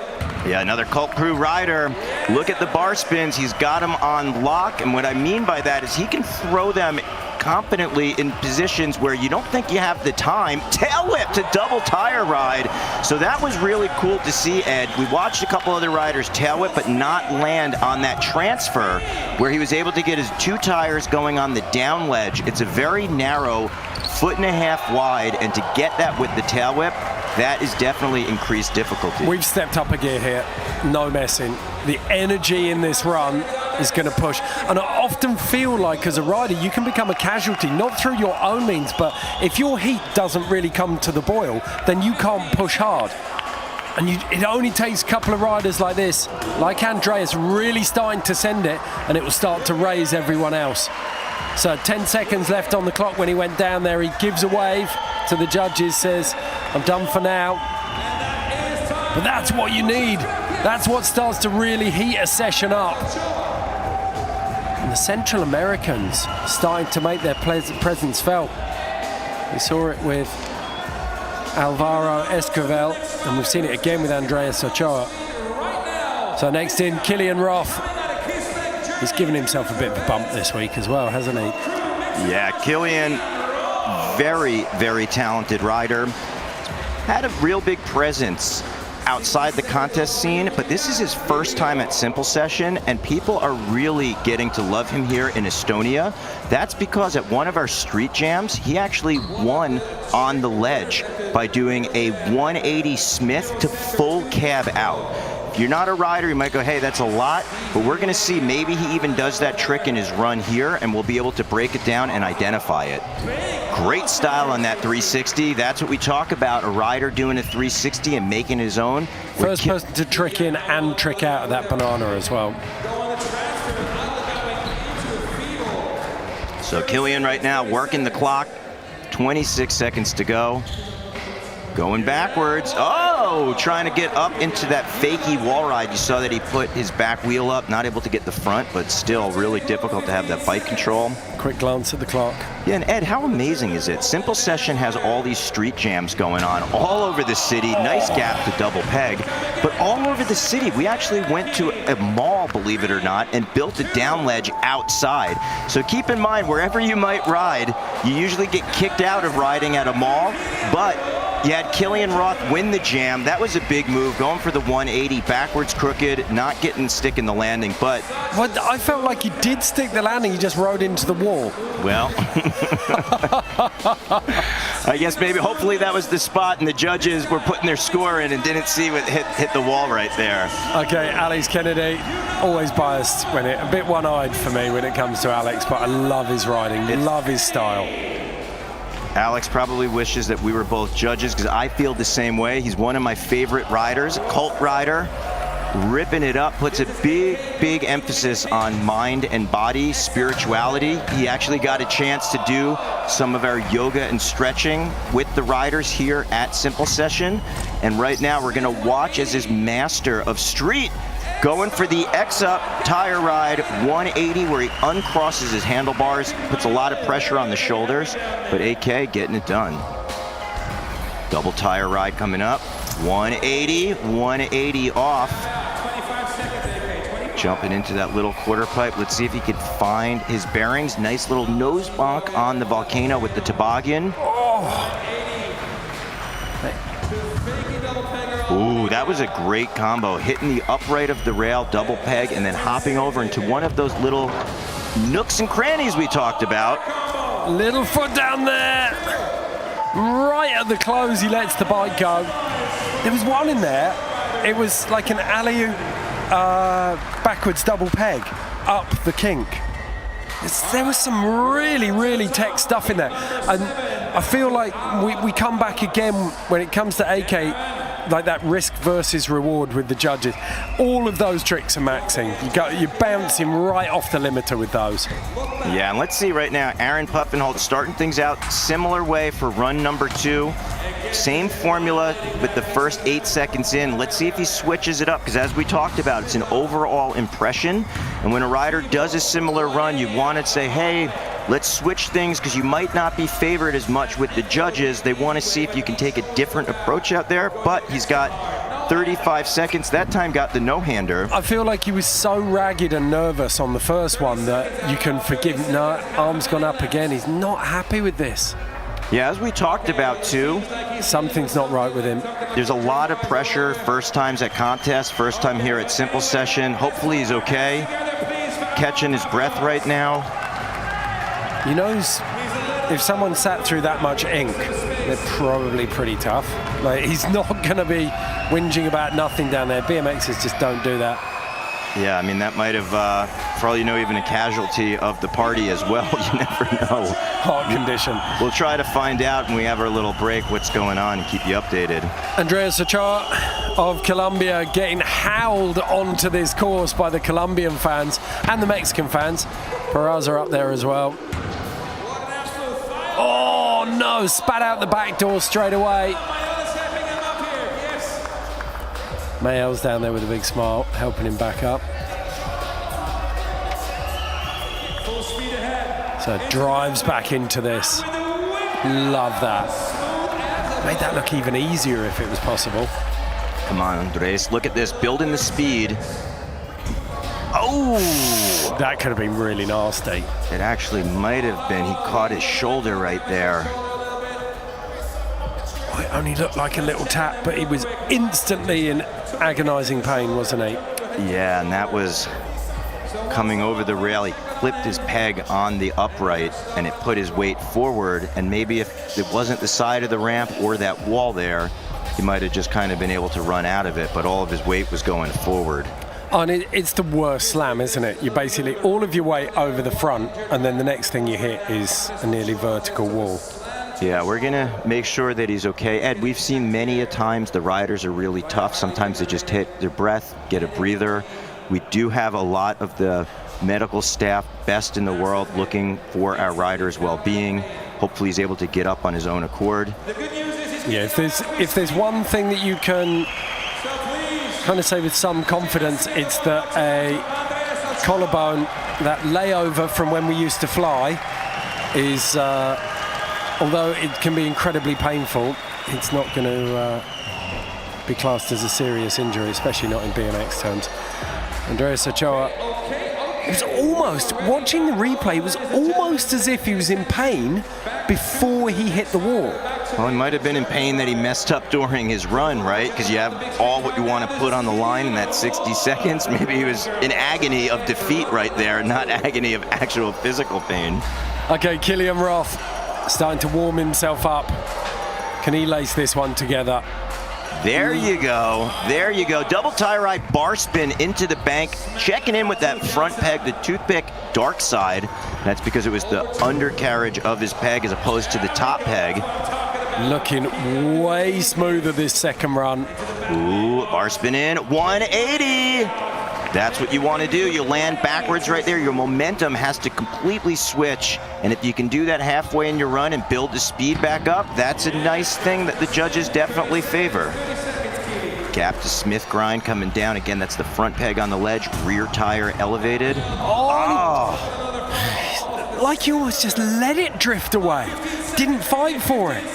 I know that's not the case, but you look at the technicality of everything else he did, and then he seemingly just let that slip on one of the easier tricks. I think that's a testament to Killian's skill and style. It's very graceful, right? It's just in control. He's Breathe. Oh, okay. That was wild style. Trying to get that back wheel manual and then pop a 180 out of the banana right there. You talk about a CPU and his brain processing transition. You're jumping 10 feet up, landing with the manual, and you got to get your body position to get that 180 and land fakie. Not able to do it. Hard. Yeah, you could say that again. Okay, last rider in for our 7th qualifying heat, Alex Kennedy. There goes the clock on the first trick. All right, 360 toboggan right there. You saw that he dipped the front end, twisted the bars. Nice X up. AK switching things up here. I like this plan so far. Different run for AK. Whoa, big powerful move. The fact he was able to get the speed after having that bobble, really the grind up and gapping over, that's a hard thing to do. AK double tire ride, looking for a potential variation. Come on, AK. Toboggan tire tap. There's that alley-oop. Going backwards up the rail. Nice little toothpick slider, looking for his wheel to find the transition. Yes! He missed that one last time. There you go. Makes the 180. So, I mean, the fall came earlier in the run, so we saw every element of it across the 2 runs, but a couple of little mistakes. And right there, getting squeezed between the rails. Put down an awesome trick, some of the hardest things, and coming off a little bobble, but right there, getting the high five from Killian Roth. Love that feeble grind up. Also gonna give a shout out to John Engelbert, AKA Lucky, first rider, kind of grind up in that position. I had a chance to talk with AK about Lucky before the event, and said total big inspiration. So rad to see him paying some homage right there. Look at Andres Ochoa, 180 bar spin. There's the tail whip, double tire ride. You saw he had to thread the needle through the traffic. 180 catching the transition to get the speed so it wasn't as harsh of a landing. Killian Roth, double peg, 180. You saw that was about a foot above handlebars. Big gap to the double coping grind coming down. Okay, I'm going to put your reputation on the line, Daryl. Oof, here we go. Anything bigger than a 66.66 out of here? I do feel like there's potential maybe for the first run from Andreas. Ed, we got our judges up there. They're going to do the numbers. I don't want to pick any favorites. We're out here calling the action. But if you want me, not even the reputation, but if you have friendship on the line by calling numbers, let me watch the highlights and let me see where we're at, because we're going to keep that in mind. The score to beat is a 66.66, right? The number of the beast, that's what you say. That's where we're at. We got to figure out, will this be enough of that? So keep in mind as we watch, it's overall of the runs. I really liked Alex Kennedy. He did have some bobbles in there, but I have a feeling that might be around that mark. We're going to see a lot to kind of take in. So we talk about, if you are just joining us, this is our qualifying here at Simple Session 22. 50-plus riders, top 15 are going to move to finals. You can see right now on the battlefield, our second heat is out there, our second group is out there warming up. And we're going to see right now, heat number 7, where the riders will stand. And we've got, you can see the clock on the background there, 6 minutes. So we got a 6-minute break until we come back in with qualifying heat number 8 of our 13. But we'll just, before we leave you, we'll check in with scores and see where we're sitting with everyone.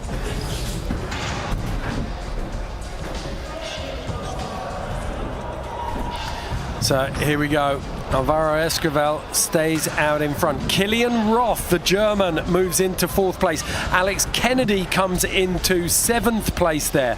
So 2 of our 3 riders there coming through, and then Andreas Ochoa in 13th. So a little bit changing there. Michael Dixon currently on the bubble in 15th place.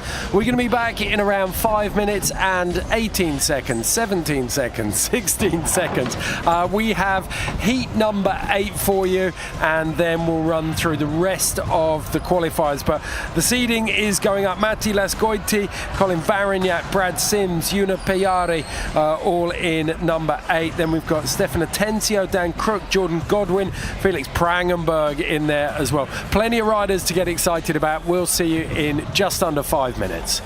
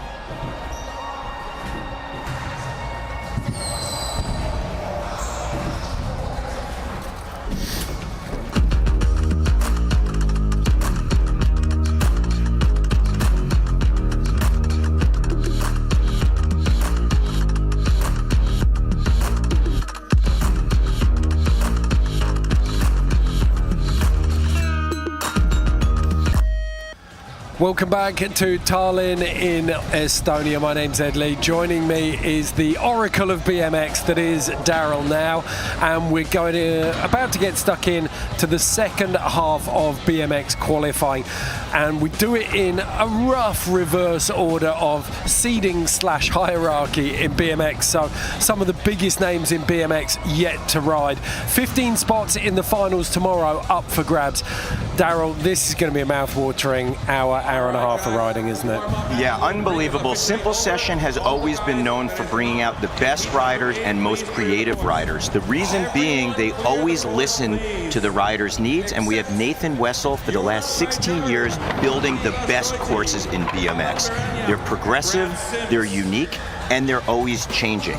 That said, we brought out all the riders, and they're here 50 plus to cut the pack down to 15. Now, Ed, I had an opportunity to be out on the practice the last few days, and people are dialed. What I mean by that is they had a lot of time in the last few years. We all knows what happened. So guys haven't been a chance to travel as much, but that means their local scene, they've been working, they've been sharpening their blade, getting their tools ready. They're all warriors, and they've come here to really represent their skills, their country, and their sponsors. Okay, I'm not going to put you on the spot and ask for exact positions, but give me who on your scorecard you think are the top 3 riders who've really... because yes, you can get this course dialed in, but if the course really speaks to you and your style of riding, then it can work. Who do you think is in that kind of top spot at the moment? All right, I'm going to say this. Simple Session for years always had a street and BMX competition at the same event. If a rider leaned a little more in one direction, they would enter street. If they entered a little more park, and what I mean by that, if somebody rides natural terrain in their city, utilizing grinds, ledges, that would be the direction. Park is more of a transition based. You have skate parks in your different towns, and maybe you're spending a little more time airborne. The last year, because of everything going on in the world, we moved to Põhjala. It's a smaller, more intimate venue, 800 square feet. But this year, this course is awesome. Nate Wessel took all the riders' advice, all their thoughts, their opinions, and basically made this so smooth. There's no dead walls. There's a lot of speed and momentum can carry. That said, if a rider can maybe focus a little more on park and keep that speed going, that could potentially be favored.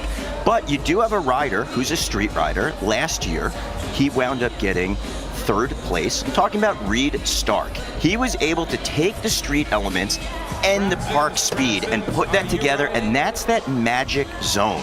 Now, all the riders that we do have here, they have that ability to do both. But talking about 2021, our top place went to Brock Rayford, Courage Adams, and then Reed Stark. Those 3 riders are here. They could definitely be potential podiums, but as we get ready to look at heat number 8, we have some heavy hitters who are going to give them a run for the money. So Joona Päijärvi of Finland, we got Matti Laskoiti from Argentina, Colin Varignac out of the States, and Brad Sims out of the States. So another 4 riders, all full of pedigree, who are ready to throw down here. We're going to kick off with the Finn, Joona Päijärvi, 25 years old, out of Jyrjärvi. Street powerhouse, I've got down on my notes here. Yeah, I'm going to emphasize that. Not only a powerhouse, he's a power lifter. Last year in 2021, he was the alternate and made it into the finals in last second right before the competition, and he was there. He'd love to do it again. Look at the speed. We're already seeing a difference in heat number 8 of the confidence on course as Joona is just linking things together. He's only 15 seconds in the run, but he's already had so many hits. To flat. Going the distance on that 360. There's another 360, but you saw it was on a quarter pipe, so he came down fakie. Yes! Going the distance on that ice pick. There's that lucky grind coming down the ledge where he had his pedal on the ledge, his rear peg, and his front was just under it. Ice pick up through a kink. He's making this look so easy at the moment. Yeah, keep in mind when a rider links together combinations with a manual, whether it's on the front wheel, back wheel, or maybe going forwards or backwards, you're able to stack tricks, but it's more difficult because if you have a problem or something happens, well, then you might not be rewarded the points and you use that part on the clock. Very, very effective use of a minute there by Una Piari. I'm very impressed with that. All right, and I hope the judges will be too. Not to Argentina, but Huffing oxygen there. As our fans right there huffing down some food from our vendors. Very cool at Simple Session. It's a lifestyle. We've got food, pastries, burgers. We got everything, including beers. But right now we're going to have Mati Lascoidi from Spain and Barcelona. 6th time here at Simple, believe it or not. And this crowd favorite is going to choose to start things off, going up with the nose manual and throwing a bar spin nose manual 180. Lascoidi is very comfortable on that front end. Just passing the bars very casually. Yeah, originally from Argentina, has a BMX school out in Barcelona where he teaches BMX riders of a new generation of how to attempt to be like Mati. And he's a proper power nugget, isn't he? He's got so much power at his disposal. Also does a little bit of an entrepreneur as well. So beyond the school, he also builds and constructs ramps. And he's been working on the ramps of another competition that's taking place in Madrid. Some riders are out there this weekend, so he wound up building the course, coming out here to Simple Session. He's I can't miss Simple. I got to be here. 6th time here. Wants to be with the BMX fam in Estonia. Oh, just lost his rhythm at the end there. Not the way he wanted to finish that run. This time we're taking the attention. So Lascoidi rides for Fiend. That's Garrett Reynolds' company, definitely street focused. And right now I bring that up because this is his teammate, Colin Varignac. He actually came out here as an alternate for Garrett Reynolds. You know him as one of the most talented BMX riders for street of all time, Simple Session champion.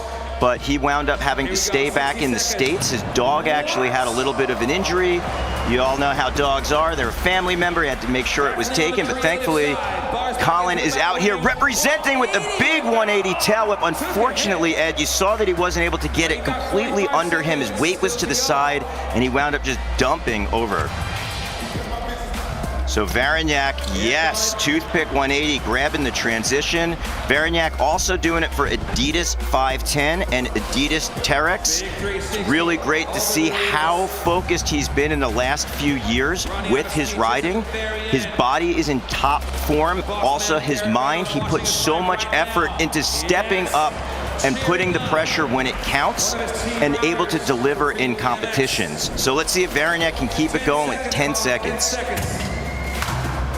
Ooh, all right, I like the combination. I thought he was going to make that 3 rails. I thought he was going to snap off that little one on the way down as well, but it was definitely there for him. Maybe in his second opportunity on course, we might see that hat trick of Speaks with the rails. So interesting, you go and look at Garrett Reynolds, winner in 2008, 2009, 2017 and 2018. 10 years between his first and his last win. Pretty impressive stuff. Gotta say, if Kevin Perazza comes out here, he could make it 9 years between wins because his first was 2013. Okay. You ready? We're getting this in right now. We're going to actually go back to the top. Brad Sims is not going to be competing in this heat right now. There's going to be 3 riders in the heat. I know we were excited to see Brad on course. Hopefully, maybe he'll be in a later heat. But Brad we had a chance to talk a little bit earlier, and he said he really wanted to be here to focus on best trick and also be a part of the Estonian scene and vibe. Hopefully he'll ride, because I know he's always a big favorite to watch. Brad Sims, so talented. But right now, Juna Pajari, another talented rider. He made the finals in 2021. That is such a difficult thing to do, and he's hoping that he could make it again in 2022. I'd love to see that nose manual up to nose manual. That'd be sick. 20 seconds. Okay, so Una Piari, definitely putting all of his eggs in his first run basket, I feel, at the moment, unless he can. Is he going to get this for us? Getting a little bit of a crowd shot right there in between as the clock winds down. Unipajari, that's going to be time. So the Finnish rider, if you haven't had an opportunity to come over to Estonia before, Finland is actually almost a sister country. You can take a boat right across the Baltic, or you could take a 20-minute plane ride. So there is a very strong connection between the two places. And they say that boat, isn't there? There's a party boat for sure. You can take the long way, as they say, and celebrate, or you can kind of go A to B. So Matti Laskoiti opens up with the flare. Oof. Let's just squeeze in a little bar spin there as well. Yeah, there you go. Nose press with the bar spin. Looking to add a few extra toppings on that Sunday of the nose press 180, but going for the bar spin. You see Matty having a great time out there. Go on, get another bite of that. Let's see this one, Matty. All right, all attention on Matty's front wheel. Let's see, pressing down his weight. He changed it up. He changed it up. Did a 180 double tire ride, 180 off. Just getting hung up at 450 there. Matty doing it for Dub, the cut, and as we mentioned, Fiend. If you are in the Barcelona area, he's got Mini BMX School. You can look them up online. That's the name, Mini BMX School, and you can wind up finding a way to your BMX path, maybe one day joining us here at Simple Session, Matti Laskoiti, where you could get some pointers from the pros. I feel like he's putting that one down to experience. He probably doesn't feel like he's done enough to make the finals, which would be a shame. It's always an asset. So back to Colin Varignac, second run for the American. As you said, repping for Terex and Fiend. So doing it for Garrett Reynolds, who can't be here, the four-time champion. He's going to have high expectations for his boy. Oh yeah, Colin is getting cheered on by Reynolds for sure as he 180s back from that crooked grind with the bar spin. Talk about being a very talented athlete, keeping his mind and body on point. Originally from the East Coast, now living and riding with Garrett on the regular. Beautiful. That was majestical. 30 seconds. Whoa, all right. Switch through the banana backwards. That's how you do it. Looking in the rear view mirror as he changes up the direction through the banana. That is a very narrow sub box to wind up keeping your speed. Bar spin up, tail whip out, all right. He does enjoy that feature, doesn't he? Looking at the 5-second mark. 3. Here we go. 2. Yeah, all right. Getting a quick wall ride right there. A little hard to see in the perspective, but that was the barricade separating the fans from the course, hitting both tires. Hard to do because that's actually just regular barricades. You do see a banner on there, but there's a lot of flex. Go back and forth, and Colin just squeezing one in before the buzzer. So Colin Varignac, last man to ride in the 8th qualifying heat. Take a look at the highlights from all of these runs now. Unipajari. Yeah, as we're watching the highlights, things are definitely heating up. We're working through our different heats. This is heat number 8 of 13. So as you're watching at home, make sure you get yourself a fresh bucket. Put the cold ones on ice, keep them even colder because the action's gonna heat up, especially as you see Varignac come out of that toboggan right there from the banana. Getting the 180 coming around. Look at the front wheel, dipping it down, landing a little flat, but it didn't phase him too much. This was a highlight, the double tire, the manual, the bar spin. Like you said, we thought we were maybe gonna see that triple rail, but really impressive to go up, hop over, and then pop on out for Varignac. I feel like those first runs are definitely going to be the point scorers. As you said, it is an overall impression, but all the hard work done by all 3 riders, I think. Maybe Colin Varignac worked a little bit hard. I mean, that was spectacular, wasn't it? Yeah, that was the highlight right there. Threading the needle, as we like to say, going backwards, just finding his lane. You can't turn too early. You have to wait until you completely pop out of the banana to then just turn your shoulder, spot the landing, and bring her in nose first. So let's take a look, see if anyone's managed to push their way up. Unipiari in 7th position. So he gets a little bit of purchase up there. Still no one getting anywhere close to those top spots. And then, wow, Matti Lascoiti in 16th. So Colin Varignac is going to be right down the standings. Matti Lascoiti doesn't get a look at those top spots. How cool is that right now? Costa Rica holding on to that top spot. Alvaro Esquerez being down in that #1 position. Didn't even think he was going to potentially be able to ride and having that top. But he's going to have a lot of competition as we look at our next 4 riders. Stefan Atencio, Dan Crook, Jordan Godwin, and Felix Brennenberg, aka P-Berg, who is our 2019 Simple Session champion, and some say a top contender or favorite for 22.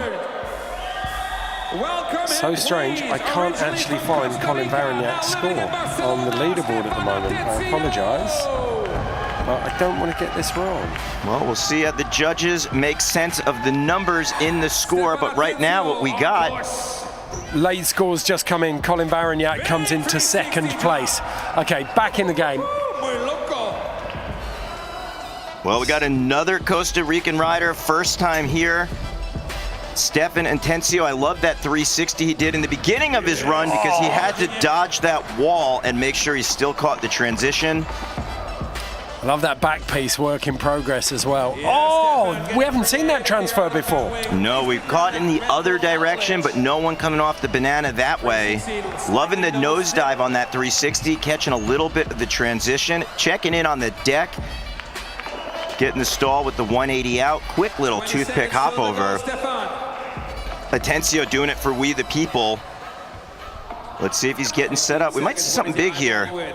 Double tire, tail whip. Yes. Are you kidding me? Got a really strong Central American representation here. Felix Brangenberg giving him the round of applause there. Nice. That was on his non-traditional side. You can tell he's hyped with this run. There is his Costa Rican brother. Alvaro Escrivio. Through BMX, and the blood shed in BMX, not family blood, but if you are bounded by the 20-inch bicycle, that some say the bond can even be stronger. So Costa Rica in the house for sure with Atencio. So Stefan Atencio, first man in this 9th qualifier. Dan Kruk, the 2nd. That was a dark stare, wasn't it? This boy means business. Yeah, Dan Kruk. Oh, man. Come on, Dan. Get back on it. Somehow held on to that bar and allows himself a wry smile there. Ed, I had a chance to, man, come on, Dan. I had a chance to do the final leg of our travels from the U.S. I came from New York, Dan from California, but our last flight from Germany to Estonia together, and he was telling me how excited he was to come out for Simple 22, be here with the crowd, and he really rode so impressive in our street jams, but right now he's having a little difficulty as he just passes the halfway mark of run 1. And let's put our collective energy into Dan and see if he could just pull the ripcord and get this thing restarted. Num Shivai, Num Shivai, Num Shivai. Wait a second, that's Temple of Doom, isn't it? That's well, whatever you did worked right there, because he had that ice 180 out. So keep that going, Ed. Final thought. 3. Oh! Okay. You see up there on deck, I believe that was Jordan Godwin clapping hands right there as Kruk did a really cool move where he wound up toothpick hangover and then hitting his peg coming down the upright. Kind of a last-minute thought, but very, very cool use of the course. Little shake of the head there, and Dan Kruk definitely going to put it all into 2nd run. All right, I know. I know right now the Source BMX family is cheering on Jordan Godwin as he is dropping in. Jordan has been a powerhouse and on quite a tear this year, ripping it up in our street jams, but he also just got first place at the backyard contest, and dare I say, these are the judges' words, Hank Dave Cleworth said he almost did it with ease. He's fully recuperated for some injuries, and Jordan is such an exciting rider to watch. Well, we've got pace, we've got flow, and we've got technicality at the moment. He's ticking all the boxes. Oh! And he's got a hammer right there. Big gap to Smith with the 180 coming off. You can hear the chairs getting torn up in the grandstands as well. Come on, Jordan. Look at this, 24 seconds to go, and he's keeping the flow, the rhythm, and the big tricks with that crooked front peg on the other side with the full spin coming out on that 360. Officially 10 seconds. Jordan riding for We the People. Also, Doomed Brand. You know the video because he had a part in it, Chapter 1. Wow, very, very solid run there. Some even say he might potentially have video part of the year in Chapter 1. Said a lot of awesome feelings and vibes, almost a nod to one of my favorite filmers, Coxie. You know him because he made Voices, very pivotal BMX video, and people say there's some vibes and flow there with Chapter 1. Okay, well, Felix Prangenberg kind of laughing like, what, I've got to follow that. If anyone can, it's definitely Felix. As we mentioned, in 2019, he got first place here at Simple Session. Keep watch on Felix, as he is known to do some really wild moves like that over toothpick. Ed, that was over. He went into the stands and then popped back, balancing on his front peg. And then foot plant over that down flat bar. What? Oh my goodness. Wow, that was precision backwards on the 180 out of the banana and just narrow through the sub and going fakey with the tail whip. It's like someone's given Prangenberg the cheat codes, isn't it? This is a different sport. Yeah, he's definitely on another level. We're going to see if the judges think that, but we're seeing some real magic come out of Prangenberg as he jumps into our LHV quarter. 180 over the Doritos Volcano. Immaculate on the landing. He couldn't have been more perfect, and he knew exactly where he was. 540 down. Wow. Can we even say a casual 540? I mean, that was just a bunny hop, and he did it with ease. Coming in, we're seeing our fans out there. That was actually David Bucco, fellow rider. You see he's got the shades on his head. He was riding yesterday in our Visit Estonia Spa Jam. He 180'd over the box jump and landed fakie. So it's great to see the rider camaraderie, not only with Bucco, but you see Jordan Godwin also give a hug. They're in the same heat. Everyone's cheering each other on. They want them to bring their best to Simple Session. Okay, back to the top. Stefan Atencio, 25-year-old out of Costa Rica. He's got some work to do now. And this is, like, some people see it as a downer if you've got someone cranking scores like Prangenberg's just done, but you've got to look at that as a gift. Like, this is a session you want to be a part of. This is the kind of session that's going to drag you up. Yeah, I mean... Oh! Well, that would have hurt. Well, slipping a pedal there. Thankfully able to get his hands back on. That was a 360 with the bar spin from a bunny hop into the vert wall, known as the truck driver. His front wheel was so close to the wall, but Stefan Atencio was able to get his hands back on the grip, landed flat, able to keep it going. That definitely can pull some of your energy, but right there he was able to actually have his bearings about him to land feeble grind on that double coping. Taking a couple of big hits. All right, Ed, let's cheer on Stefan Atencio because he's got 28 seconds. We see how important it is with all points needed, especially as we work through the rest of our heats, where that could really be a crucial make or break when it comes down to the top 15 moving on to our final. Come on, Stefan. You don't have too much time. It's got to be within the buzzer. Here we go. You hear Tallinn, Estonia cheering him on. Yeah, thumping the floor of those. Oh! 540 to flat. Soaked that up like a champ. Unbelievable. I thought it was a 3 first go.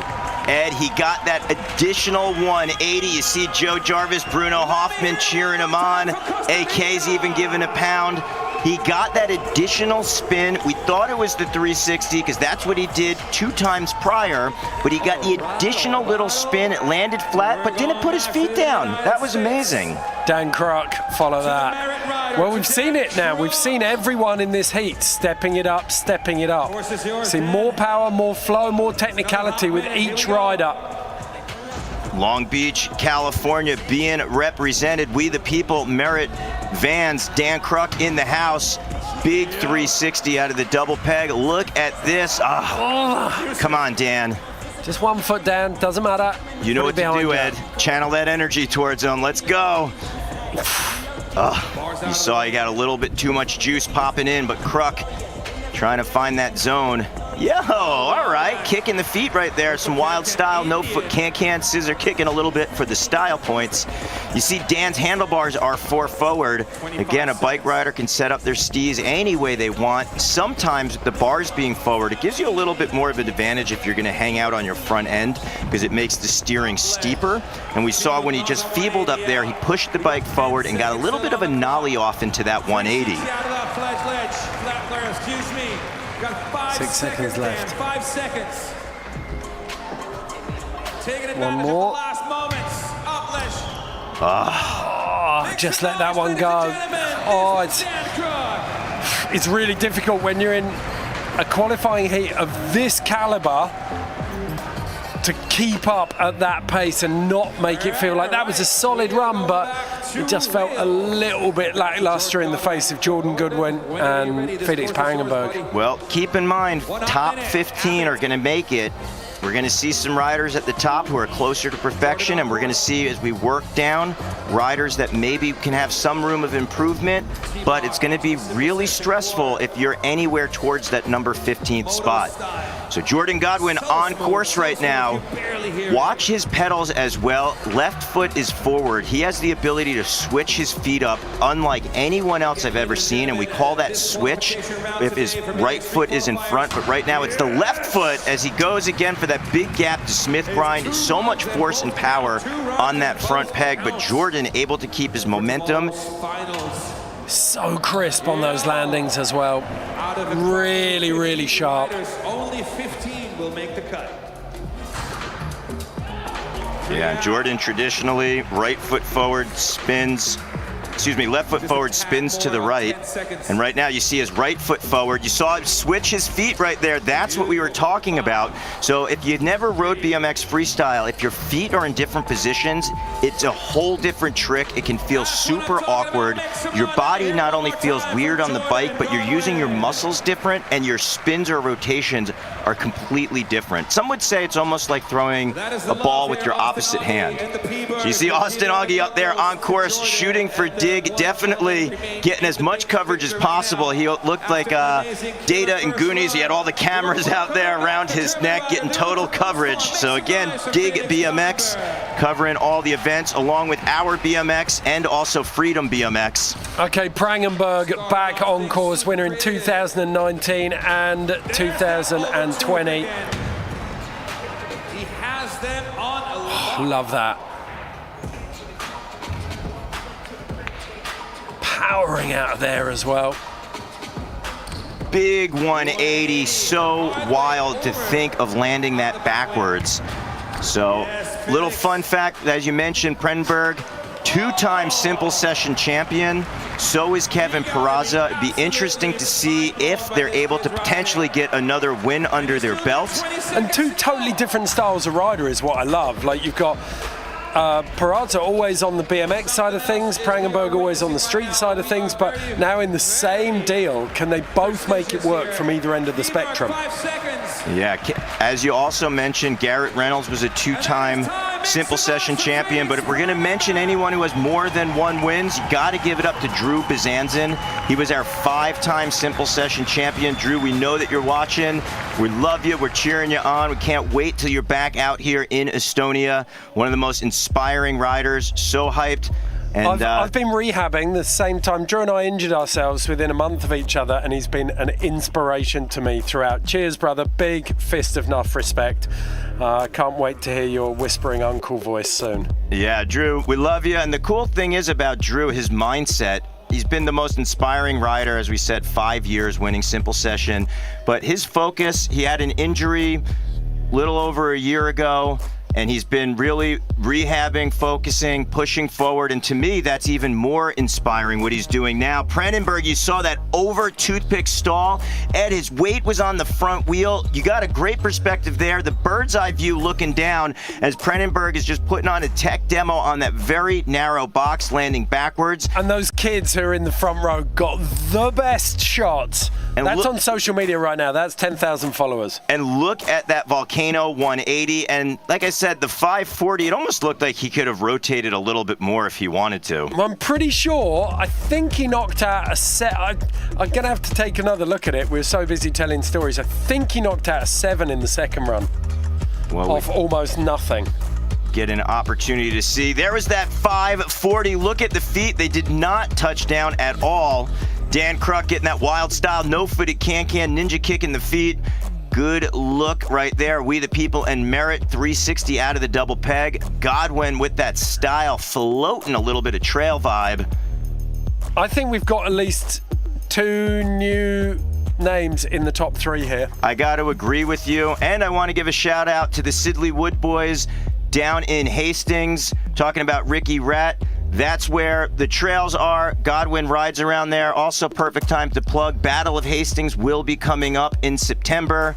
Awesome BMX event. A lot of the riders will be there, but there you go. That was what I was looking at. I thought it was a 7. It was sweet, backwards 5. So Prangenberg, 91 points into first. Jordan Goodwin, 84.33 into second. He's got almost 20 points of daylight between second and third. Prangenberg and Godwin in a different league at the moment, playing quite literally a different sport. We've got 3 qualifying heats still to go though, which means we've got potentially 12 more riders to move in. So right now, only Felix Prangenberg, Alvaro Esquivel and Jordan Godwin are safe. Yeah, and no one's going to even be safe if you're sitting in those spots after our next heat of riders. Look at this, Stuart Chisholm from the UK. We have Bora Altintas, Gaspar Gwendolyn, and our third place finisher from 2021 and crowd favorite at Simple Session, which will be apparent when the roof goes off, Reed Stark. He's a big lad, but he really, as you said, he can really adapt to a course. Okay, Stuart Chisholm, saw him this morning, he was full of beans. All right, Ed, dropping in Stuart Chisholm. I have a feeling we're going to see some very exciting riding because this is his first time at Simple Session. He's made quite a name for himself in the BMX scene. He rides for Source BMX. He's a top-level rider at the Battle of Hastings. We saw him graduate to a team captain. That's another event that happens at Source BMX Park. I'm talking about it because they are cheering him on as Chisholm does a 180 double bar spin over the Volcano. A couple of really nice tech tricks in here, but he's also put in a couple of brand new lines that we haven't seen from anyone else. That's such a good point. Come on, Stuart, get your foot back on, head in the game.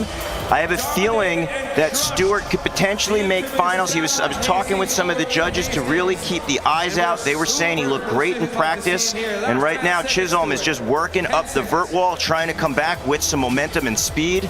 Bar spin up, tail whip coming down. Maybe a final thought.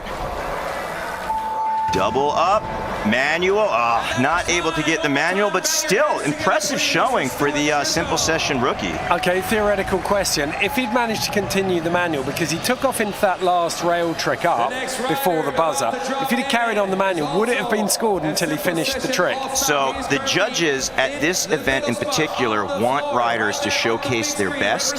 So they don't want to penalize riders if they put a foot down or maybe if something's not quote unquote perfect, where at some other events they want to see that profession, especially with BMX being in the Olympics for the first time this year. So same goes with the buzzer. If a rider gets a trick in and they start it when the buzzer goes, it will count towards their score. Okay, next rider in. Bora Altintas, Turkey, being represented with the bunny hop tail whip over the rail. hot bar spin coming down. Riding for Red Bull, BSD forever, Vans, and I know any BSD riders, Grant Smith, the owner of BSD, is cheering on, and Reed Stark, his teammate, who is going to be riding in this heat as well. You can see him on the side with a big, big smile. You might say, where? Well, if the camera pans and you witness a mustache with big pearly whites in the background, that's definitely going to be Reed Stark. 20 seconds for the Turkish rider. So he's a big fan of a gap and a stair set. But he's getting busy. He's shown all of the course a bit of love at this stage. So, having some difficulty there, looking for that tail whip 180. We talk about opportunities happening at Simple Session. Well, third time here, getting the flare done, but at Simple Session 20, rode on the main stage, made a name for himself, and actually scored him a Red Bull sponsorship here at Simple Session, which, you know, Ed, as being an athlete, having the Red Bull wings behind you is a really powerful thing. You got all the resources, and you got the support to really display your riding on a global level. Gaspar Gwendola out of Argentina. Yeah, 100%. Like, yes, you get the security and you get the, it's a bit like getting the Instagram blue tick, isn't it? You get an energy helmet and you're one of the big boys.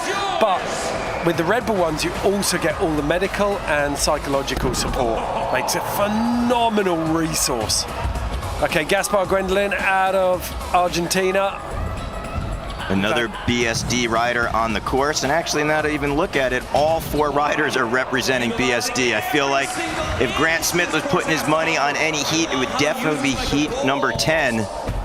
No brakes on that front wheel. You saw that he relied on his body weight to find that balance point, also known as the Bluetooth. 30 seconds. And you've got to say, if BMXers were wine at this stage, the Central and South American riders would be known as those new world wines, wouldn't they? Like, we've seen so much talent coming out of, we've seen Puerto Rico, Costa Rica, Colombia, Argentina. Like, there's some really strong talent coming out of that part of the world. Yeah, and Gaspar is a really great rider, and last year he actually got 4th place, so he's just outside of podium. And I know more than anything he'd like to be in the finals, but to get on that podium would be any rider's dream here at Simple Session. Oh, the strength and depth of talent here. Like, there's just, you don't get on the podium, you don't get in the top 10 here by accident. Like, a podium is a legit 2 thumbs up from Siskel and Egbert. Okay, the intensity ratcheting up again. Here we go. 3rd place in our finals in 21. Reed Stark looking to be one of our 15th finalists. All the long boys standing up as Reed Stark, big speed over the Red Bull ski jump, going the distance all the way to a double tire ride. Love that. He's finding the park lines in this predominantly street course. Big move right there, utilizing both sides of his bike, feeble through the banana, feeble grind down, gap to double peg. You saw that he had to swerve around the column. That's definitely one of the challenges on the course in our more intimate space. And Reed Stark right here, working magic. Front wheel bonk to ice pick. Look at that bonking on the wall. Look at all the little details that he's putting in his run. And this Park Street blend, that was sick. The Park Street blend suits Reed Stark perfectly. Look at that. Ice pick to fakie out of Reed Stark. He is just working the clock and putting so many tricks in here as he just finds all the little nooks and crannies, especially hopping over that rail, getting the wall ride, double peg coming down into the transition. Is it? So for me, sorry to interrupt, Darryl, but like, I found Reed in the park format, 17, 18, 19, was just starting to slip sort of, maybe just top 10 or low teens was where he was starting to hang out, and it was like, oh, what's happened to him? And then this change in format, the blend seems to have really set him on fire again. It's a proper renaissance. I think his energy here too, he's doing triple duty. He's also DJing this weekend, but right now, eyes on the sources. Stuart Chisholm, bar spin in the banana, bar spin with the manual. Chisholm firing back right here. Manual to ice pick. As I said, Chisholm cut his chops at the Source BMX Park, so he's traditionally a park rider, and he has that speed. Very well-rounded. In the last few years, we've saw on the global level, building a name, but this is his first time at Simple Session, the 180 double bar spin. I am so impressed right now as Chisholm gets that wall ride to 360. Toothpick hangover crank arm. Ed, this is a solid run. It is surgical as well. Every landing is so precise. He's 100% on the money. I'm not doubting it anyway. You've got so much confidence that he's going to lock it. Let's go, Stuart. Tom Creasy is cheering him on as he does that back wheel boogie in the Visit Estonia section. All right, he's keeping it together, Let's go, Stu. It's almost like he's run out of ideas. He's used everything in the trick tank there. Stuart Chisholm, take a bow. That was a very, very big run. Yeah, repping BSD as well. Chisholm, so cool to see him out here making a name, first time at Simple Session. Getting the hugs. And now back to this gentleman on the screen. Ooh, take a breath. That felt like a really big one, but they're coming thick and fast now. So many big runs, so many big names. So there's that Red Bull cap that we talked about on our second rider of Heat 10, Bora Altintas. So cool that there's all these opportunities created on this platform of Simple Session. Big flare right there. Ed, that was really cool how he caught the transition coming in and was really smooth with his takeoff. It wasn't choppy and just a real nice pull. Yeah, we're definitely seeing the tempo up here, aren't we? That session energy starting to leach into everyone's riding. Also, a little fun fact as well, BMX is so DIY. Riders have always been making it happen for themselves.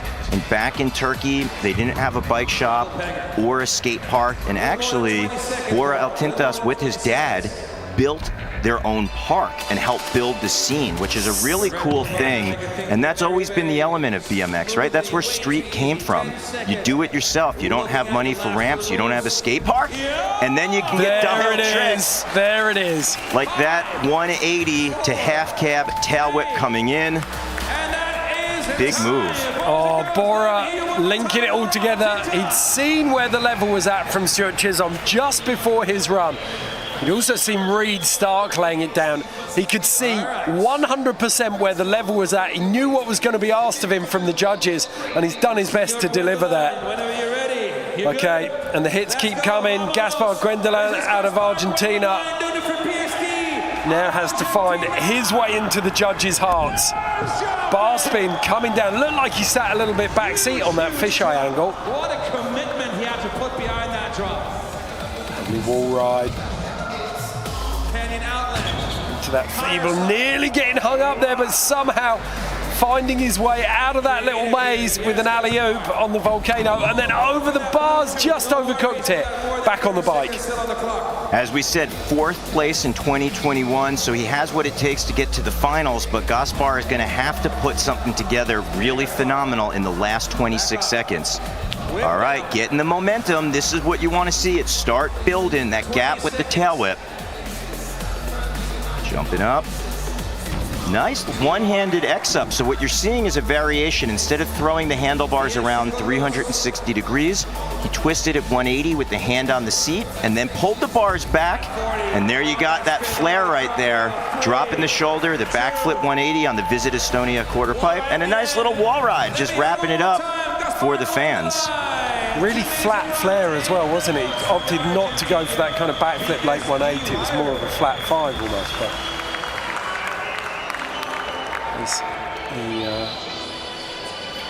So we're working through heat number 10. We talk about it being an overall approach. We got the Safari BSD rider. You see he's got his own signature seat. It is spotted giraffe. That's his colorway. This is his own signature bike. I'm talking about Reed Stark. Going out of the Doritos wall. Let's see, putting the speed up. Reed. Transfer. What? Oh! So big. The distance on that, deceptively massive. But if anyone can do it, it's the man with the big wingspan. Reed Stark making short work of this course right now. Reed Stark with that really long wall ride, but now he's coming in. He's got 34 seconds to work. Watch the technical ability as he's hitting his front wheel and his back peg on that volcano. Where's he gonna go? It looks like, yes, big Smith stall on the pillar right there. Shout out to the late great Paul Buchanan. He was the first rider to ever do a Smith stall. But Ed, this pillar is actually beyond vertical. It's so difficult to get up in that position. And Reed Stark makes it look easy walking on walls. This time hitting both pegs on our Doritos column, coming in fakie right there and getting it done with 2 runs. You see he's winded. The smile is out. Stuart Chisholm giving the support. So 29 years old, Reed Stark, two very strong runs there from the man out of Minneapolis, Minnesota. Stuart Chisholm started this qualifiers off though with a very strong first run. He wasn't 100% happy with it, and then it was Bora Altintas out of Turkey. His first run good, but a couple of small mistakes in there. Got a quick look at that wall ride, both tires up. Here's the double peg grind, jump into that transition. A rider wants to find that little pocket if they can so that their speed and momentum keep rolling. If you land flat, you wind up stopping. There's a look, you can actually see the railing wobbling, how that's not the most stable thing. But Reed Stark, it was all about his first and second run. There's that Smith stall. Again, Paul Buchanan, first rider to ever do that. Reed Stark bringing it to new heights here at Simple Session 22 on our oververt quarter. Standard was high, but Reed Stark punched it up. So by the time Stuart Chisholm came in for his second run, he knew where he needed to go and he bought the power. Ed, that bar spin over the rail was really unique. He came up out of a wedge. I had a chance to look at that in practice on the course. It's such a difficult angle to get to because when you come in off the vert wall, it's tight, it's small, and it's almost blind over the rail. But Bora Altintas then stomped this one. Second run through. Really strong run from the Argentinian. Clung on to that somehow. Yeah, wild style, getting that back tire crank arm burner up on top of the double coping spine, and I love the way he was able to have that wild control, but kept it on the road with that alley-oop on the Doritos Volcano. And look at this, Reed Stark with a long wall ride coming on in. Fans all over from Reed Stark. I know back in New York, everyone cheering on Reed Stark. All the riders out there seeing that You could see the angle on your pole then. So the further up that pole you go, the flatter you're going to land. Okay, I'm going to go out on a limb. I don't know whether it's Reed. Oh, I was wrong. I was going to say Reed or Stewart were going to go top, but they slide in. 78.33 for Reed Stark, 76 for Stuart Chisholm. 2 new riders in the top 4 there. Prangenberg holds on to the top spot just ahead of Jordan Godwin, but a very Gaspar Gwendolen makes it into 9th as well. Well, Ed, one thing I want to comment on, Felix Prangenberg is bumped up with a 91. He's the only rider in the 90s. Jordan Godwin has an 80.33, and that just goes to show you how talented Felix's run was on the course. The details, the speed, the power, the technical abilities. It's so easy to forget just how strong these runs are, isn't it? So Chisholm in 4th, Reed Stark in 3rd out of that one. Bora Altintas made his presence felt, made it into 7th. Gaspar Gwendolen in 9th. So we've got 2 heats left. Qualifying heat 11 and, 3. Still got 3 left. Oh my goodness. Maxime Bespelli, the Frenchman, the Ukrainian kicking us off. Yeah, Ukraine being represented. Obviously, everyone knows all of the challenges that Ukraine is having right now. Our heart goes out to Ukraine. Maxime Bespali, originally from there, he was living in Moscow and actually wound up relocating with his family to Barcelona. So right now they're refugees in Barcelona. He has a brother who I know is cheering on. He had an injury. Igor right now is watching Maxime on course, 30 years old, looking to step things up for the final 30 seconds. Now, Ed, watch the precision. Oh, ice pickup.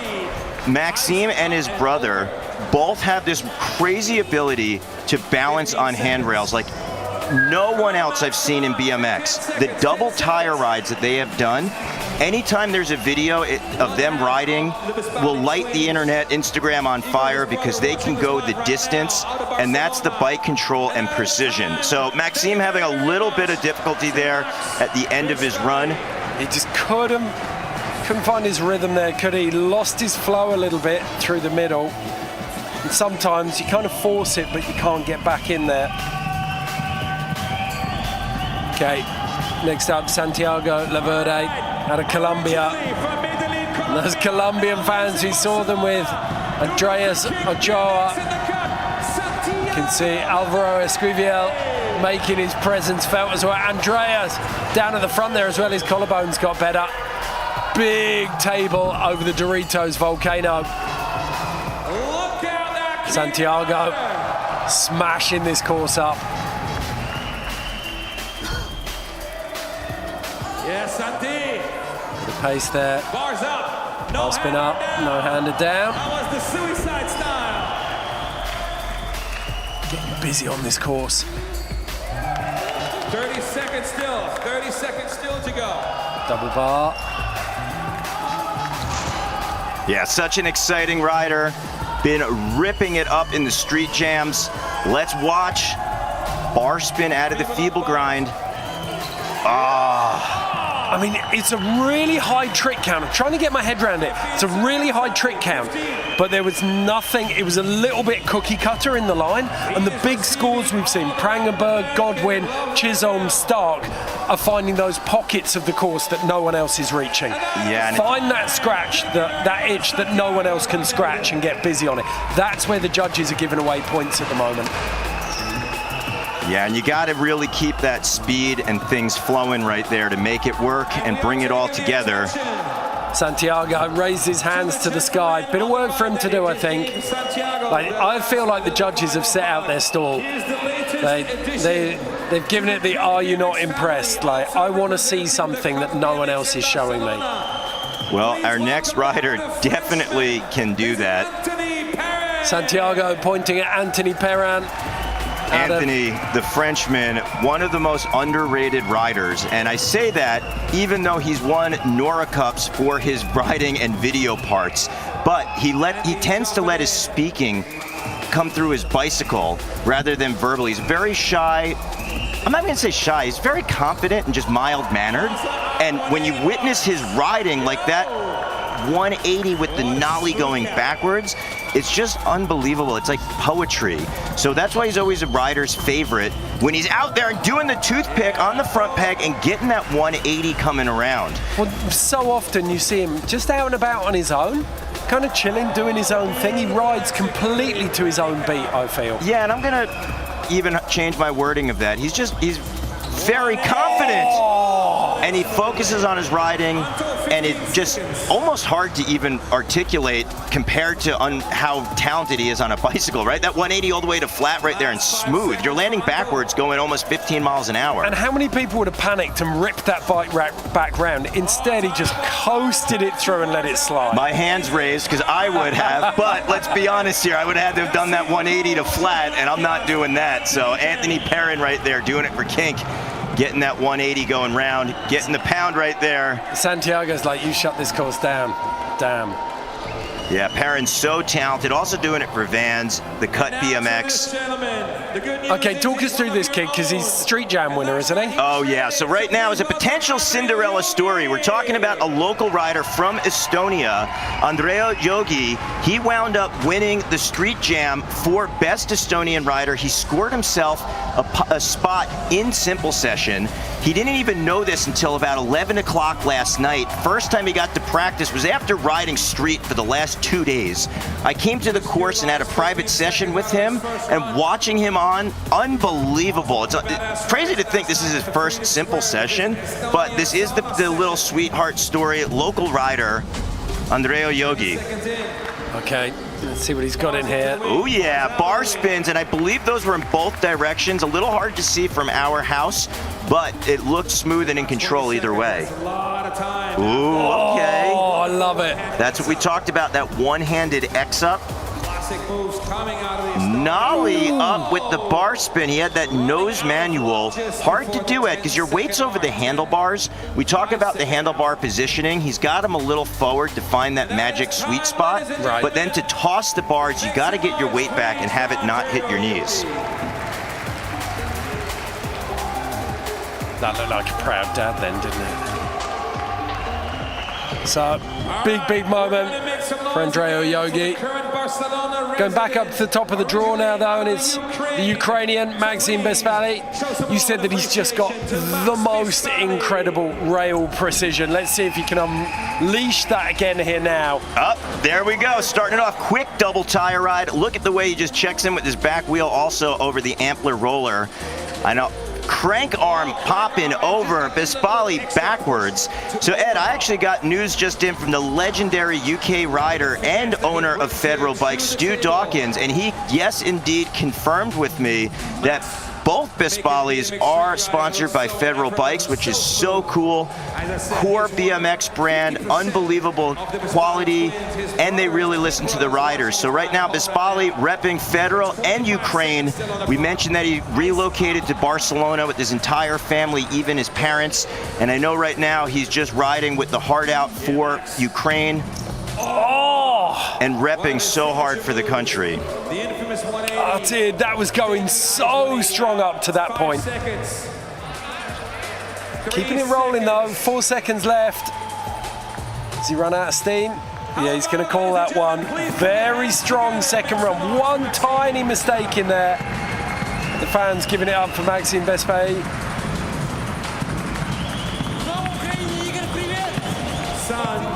Giving it up for Ukraine, I think. Now Santiago Leverde, the Colombian, makes that. I think I've got this face. All right, you're hearing the support from multiple reasons. Not only is it the wild style with the hair matching his kink shorts, but he's been loving out here in Estonia, taking full advantage of the street jams, partying every night on the dance floor. Big smile to match that big 360 tabletop. That is some trail style. I know the East Coast boys, Pennsylvania, also Long Island, Gallagher's right now, cracking open some buckets, seeing the trails represented here at Simple Session 22. Crank arm to bar spin. Oh, meaty. And the downside tail whip. He's found another gear. He is setting up a fire here. Lovely style there.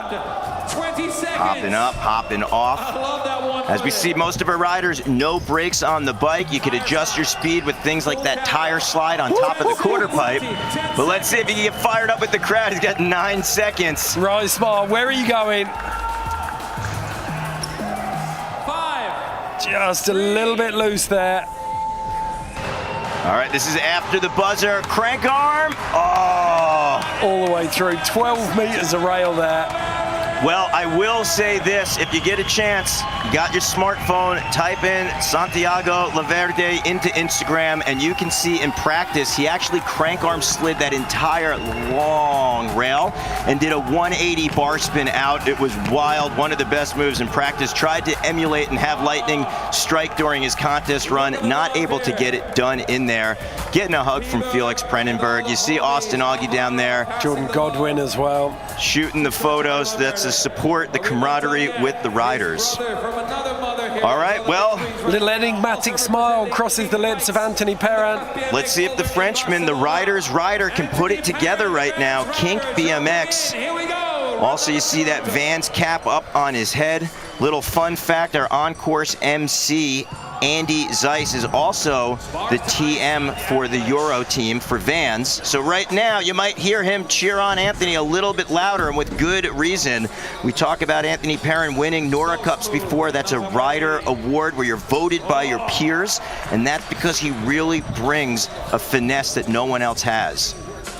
So Perrin right now, 38 seconds. Toothpick with the 180 hanging over. You talk about how high that is. It's about 12 inches above handlebar. And he's just starting to get this run cooking, isn't he? You feel like he's about to start turning the gas up here. Beautiful. Even more precise than the first run. That 180 to flat. Patient with the pullback. And so clean there. Just getting a little scrub in with the last 5 seconds on the clock. So rides out that clock. And that very tidy second run. That's 2 big runs from Anthony Perrin in the bag. Anthony Perrin. Got 1 rider left to drop. I feel like that's going to be good enough for top 6. Got 8 riders still to drop, so if you're top 7, you're pretty much guaranteed a spot after this. Here we go. Talk about pressure. First time here at Simple Session, but he delivered during the Stoned Street FTL Jam. Oh, go back and do that again. Make it. Do not leave us hanging on that one, Andreo. I want to see that as a make. That was spectacular. Don't lose focus. Proper combo. Ed, I'm with you. Let's see. Nose manual G-turn. Let's see. Grab your composure. And let's go back to that rail. Double pegs, tire ride. Come on, Andreo. Let's get on it. Ed, I'm with you. I want to see this. You got Kevin Peraza in the background. Come on, they're calling for it. You know what they want. Nice foot jam. Oh, wow. Going for the nose press to 360. It's so hard. You got to get the pop and the spin. But I really want to give it up right there. Andreo Jogi coming into the Stone Street Jam, winning Best Estonian Rider, exhausted from giving his all weekend, coming out for the first time. It's such a lot of pressure being in the contest, but really looking comfortable out there with the veterans. Okay, let's run through this. Maxime Bespay, first run was good. That was beautiful, that ice pickup. Then we saw Santiago Laverde. Lovely table over the volcano to open things up. I mean, it's difficult, isn't it? Because you go double pegs just after you've seen Maxime Bespay go ice pick up that. Anthony Perrin, first run. Very, very crisp. That was a lovely big move. We call that the hanger. But right there, I'm going to call that a cliffhanger because he wound up just dropping off that massively tall 4.5-foot rail. And I love the camaraderie right there. But again, this is the Estonian winner, Stone Street. Shout out to Stone Street, clothing brand from Estonia. That's right, the bar spin was in both directions. That's what we talked about. There's the one-handed X-up. The local brand also bridging the gap between the Finnish scene and the Estonian scene, bringing riders together with jams. You can check them out online at Stoned Street. Bespay's second run was absolutely killer.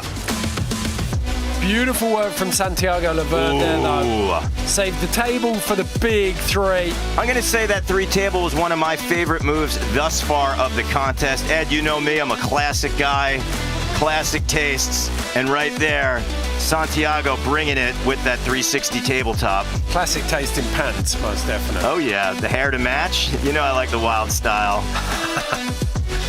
Here we go, 180. Look at that, tucking it. That's the cool, calm, collected Anthony Perrin.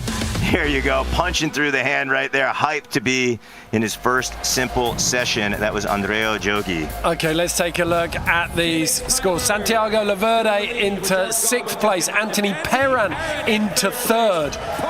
Big moves for Perrin there. Super Tech, but scores telling more of the story. He's still 5 points adrift and change from Jordan Godwin, and he's more than 10 points behind our current leader, Felix Prangenberg. So Maxime Bespay makes it into 9th place. Going to be a long and torturous wait for him as well. But all 3 of them making it into the top 10, which is big news as we go into our penultimate qualification. This is the 12th round. We've got Jackman Hinds, Joe Jarvis and Dan Lacey throwing down. 2 Brits and an Australian.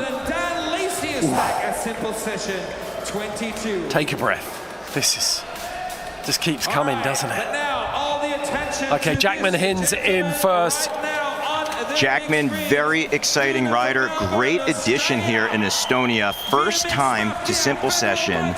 He recently blew everyone's mind with his federal part, and the reason being, he's got this really cool, almost trail style on street.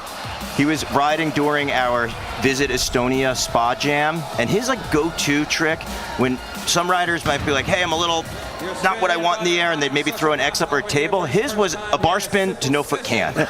Just like, oh, casual, I'll throw that in. My safety. Yeah, and I'll give a little shout out here to another East Coast trail guy, one of the first to ever do that trick, Ecom King. We actually were talking about that in the iconic Stu Johnson video, Anthem, where he wound up doing the bar spin to no foot can. So giving a little shout out to the roots right here, Ecom.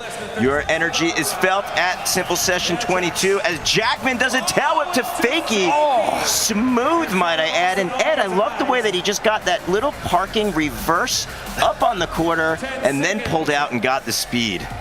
He's got such incredible low-speed precision bike control, hasn't he? He's just on top of it. Yeah, that three-point turn, though, that's how you do it. You got the bike control. So uses up the minute very, very comfortably. More bounce to the ounce for Jackman Hinds, the 25-year-old out of Melbourne, getting busy. He's just trying to get some air in while he gives thumbs up to the crew. Now, Joe Jarvis. Not going to say he was out partying, but at midday today he was in his dressing gown in front of the hotel. I think it would be odd if he wasn't partying. Let's just say Joe Jarvis experiences every last drop of Tallinn, Estonia, from the first party to the after party. You can find Jarvis there, but he pumps everyone up, and he does deliver on the course. Yesterday he fell in the street jam. He couldn't ride out in the streets of Estonia, but that didn't stop him, because who was the rider that got into the hot tub? Joe Jarvis. He was having everybody jump up over him and just pumping everyone's energy up. Big nose money to tail whip. I got to tell you this, I had an opportunity last year. I went back to New York and I was talking with my dad who watched the live feed, and he said Jarvis was one of his favorites out there because of his wild energy and just bringing the excitement to the course. So Jarvis right now, let's see if he can keep it going for the 15 seconds. He's a big boy as well, isn't he? Oh! 10 seconds. So much natural talent. 5 seconds, Joe. Jarvis also doing it for Federal. I know that Stu and Colin at the Federal headquarters right now are super hyped. Very casual sign-off. As is also Sebastian Keep and all the brands under the 70 Distro umbrella. Shout out, Baz. We know that you're watching the feed right now, cheering on the boys, especially our next rider, because he lives down the road from you in Hastings, England. Talking about the street legend, the Vans Ripper, also doing it Federal and Dub Animal Bikes, Dan Lacey.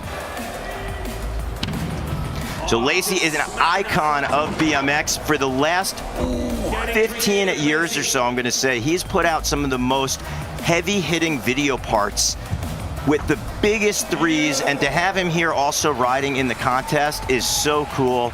He does have what it takes to enter an event and do extremely well. We saw that at another event in Hastings called Battle of Hastings, where he just can rip up a park as well, but we're going to have to see Dan put it together. Oh, he just got that double peg to alley-oop in his head, hasn't he? Yeah, come on, Dan. Almost want him to go back, get it again, and just grease it so that he knows when he gets in for his second run that it's there. But no, it's a shake of the head. He doesn't want it. Well, either or. He wasn't able to get it for the entire 60 seconds, but I'm so hyped, along with all of our core riders, having Dan Lacey out here. You know, when you film for a video part, there's a ton of pressure put on you, and you got to almost battle because you don't know how big the trick is going to be. If it goes smooth, and usually it's at the pinnacle of your ability, pushing it to the max, but entering a contest is a whole nother set of pressures where you have to deliver in that 60 seconds, and you really just get that time on the clock. Manual tyre ride for Jackman Hinds, opening things up. So this is the Federal Bikes heat right now. Feeble grind, all right. You saw he came off a little early, but had the bike awareness to land manual, a little nose bonk down. Very respectable bar spin up on our Doritos vert wall. Do you think it was a bit of improv? I think we talked about the bar spin to no-footed can early was his improv, so I wouldn't be surprised if he was able to just let something rip like that, because that wall, you can see all the unique angles. It's very difficult to ride. It's not a traditional vert wall with a extension quarter in front. You hear me call it a ski jump, and that's because it is extremely curved. There's little angles, and the first time you go up on it, it's hard to actually stick your tires and get that wall ride. So again, Jackman Hinds just calling out with 3-4 seconds on the clock, and he might not have had anything there, but he still had a wall left in my book. And it's like, even if you're going to do that, you almost don't want to tell the judges. Like, it's like you're giving them 2 points for free. Okay, Joe Jarvis. Shirt off. Boy means business. Calvin's out. Turning it up right here, everyone. Watch out in Estonia. This one's for the ladies. Press your eyes to the TV right now, because we are about to see something else. As we said too, I don't want to sell Jarvis short. He's not just a party man. He made finals last year and got 6th place. To even make it to a final at Simple Session, that's almost winning first within its own right. You get to ride another day.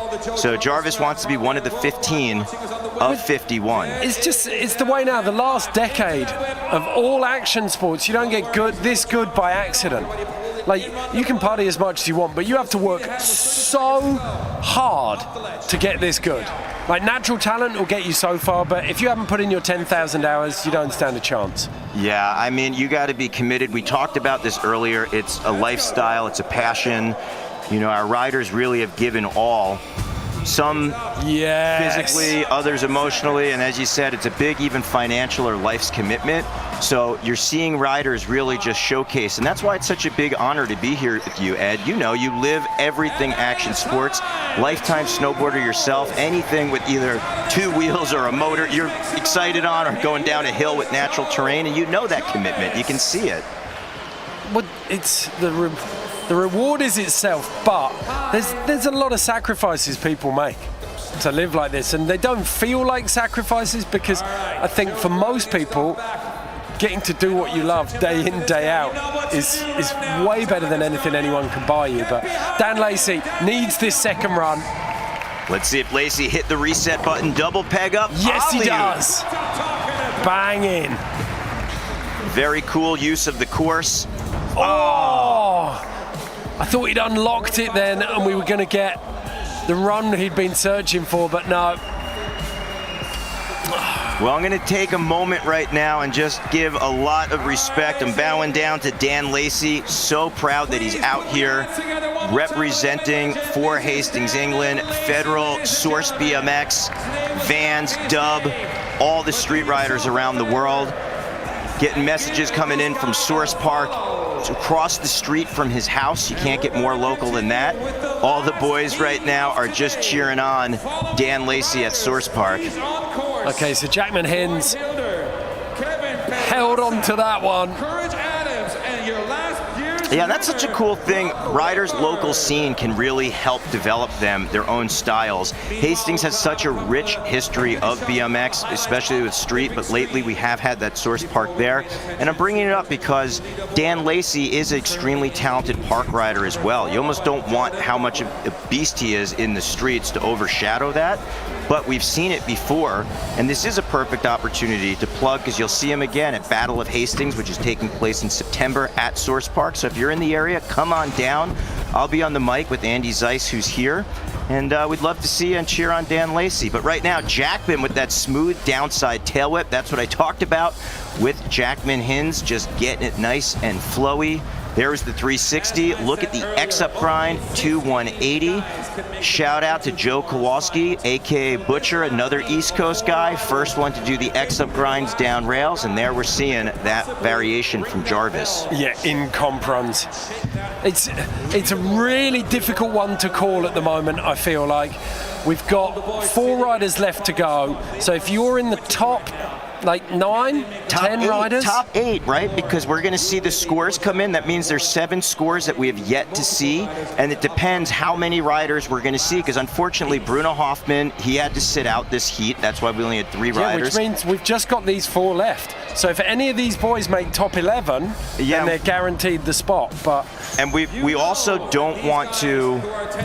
Okay, let's take a look. Top 2 stays the same. Top 4 stays the same. Top 5, Joe Jarvis moves into 6th place. Jackman Hinz moves into 8th place. So these riders are in, unofficially. Yeah, everyone up to Maxime Bespali. So Bora Altintas, Tauno Cruz and Gaspar Gwendolen and Max Chetkovic. All wondering if they can make it. Colin Varignac, though, I imagine he'll be celebrating at this stage. He's and again, we don't want to get ahead of ourselves, because there is a chance that maybe Brad Sims will wind up entering, or another rider will be in the heat. We don't know. We don't want to get ahead of ourselves, so we're saying unofficially. But look at that lineup, those mug shots, the biggest names in BMX: Boyd Hilder, Kevin Peraza, Courage Adams, and your returning 2021 Simple Session champion, Brock Rayford. Is there a universe where those 4 don't make it into the finals? It's not a universe I want to be in, but anything can potentially happen. And a thing to note, Boyd Hilder won in 2019. We already... First time of asking, wasn't it? He turned up. Who was the other Aussie he turned up with? I think it was another Boyd. It's him and... I'm a little jet lagged, so I'm going to see if I could pull up that fun fact of mental trivia as we focus right now on Boyd Hilder. He is just starting things off, looking smooth. Talk about a park rider, but also a street destroyer. I don't even know what column to put the Federal Odyssey Vans rider in. Yes! And always rides with that massive smile on his face. It's like the cheat code that he uses is just a big beaming smile. Ooh, and look at that, pressing the front wheel on that wall, but doing it in a different style than we saw from our earlier riders, where he's actually nose dove, but got the back wheel around. Oh! Downside whip over the bars. Let's see if he gets back on it. And this is where you're seeing the experience, where he knows, even though he had problems, pick back up his Federal horse and charge in towards the wall. Let's see what Boyd's going to bring. He's got that timing from Pump, hasn't he? Icy, getting that nose manual. That's the finesse. Transfer across into the banana and then onto the side of that box. All right, Ed, that was bananas. The 360 to Smith grind, that is a flat grind box. So much force, and you have to be precision coming down on that front peg, and you have to stop your rotational speed just to check in and then travel in a straight direction. Yeah, well, forget the length of the gap from the front of the bike to the back of the bike and talk about how much travel he's got to do from that box to the right onto the banana and then back from the banana to the left to get back onto the other box. That is legit. Kevin Peraza, winner in 2013 and I think winner in 2016. Biggest we've seen so far, fully inverted table 3. Peraza, the mongoose, Vans rider kicking the whips in both directions. Look at the nose bonk over the volcano with the 360. Bars are wild for Peraza, but completely in control. Peraza is such a well-rounded rider as he hand plants on top of a Red Bull wall. Just start laughing at this stage. That was really cool. Just doing a back tire bonk. He has no brakes on his bike, so he adjusted his speed, but watch out, Kevin, he's a veteran. We'll get back on it. Peraza also has some X Games gold medals, not only in park, but also dirt, just showcasing how well-rounded he is. Yes, double peg to 360. And in the final moments, Ed, I'm going to take this time to give a shout out to the whole Peraza family. He is one of the biggest families of BMX. Mama and Papa Peraza, lifers of BMX, his brothers, cheering him on right now. I know that Victor, Eddie, and David, all riders themselves, and I'm going to give a shout out to Victor Peraza, just graduated from high school, following his dreams of being a BMX rider, took a few years off, stayed committed, and now he's following his academic dreams. And I'm saying that because you couldn't have a more supportive brother than Kevin, cheering him on, getting behind, seeing that support, and Kevin really has that out to all of our other riders. Okay, well, we got 2 riders still to drop in this final qualification qualifier. Courage Adams is one of them. Second place at simple session 21. Can he back it up again? He looks like he loves this course. Courage Adams was so close to taking top honors last year. He wants to climb that ladder, and he gets a great combination, nose manual and the bike control to drop into the Smith grind with the bar spin. So Courage always focuses on extremely difficult combinations. You talk about risk reward. Well, he puts that slider all the way to risk, and what he generally tends to do are combinations that people would only have reserved for video games. But he looks like he's changing up his approach a little bit this year. There's not as many long manual lines that he did in years past, but he does have that confidence and control. So that's the consistency for Adams. Well, it's the maturity that you see developing in everyone's riding. When they're swinging for the fences every time and it's not coming off, you start thinking, you know what? Oh!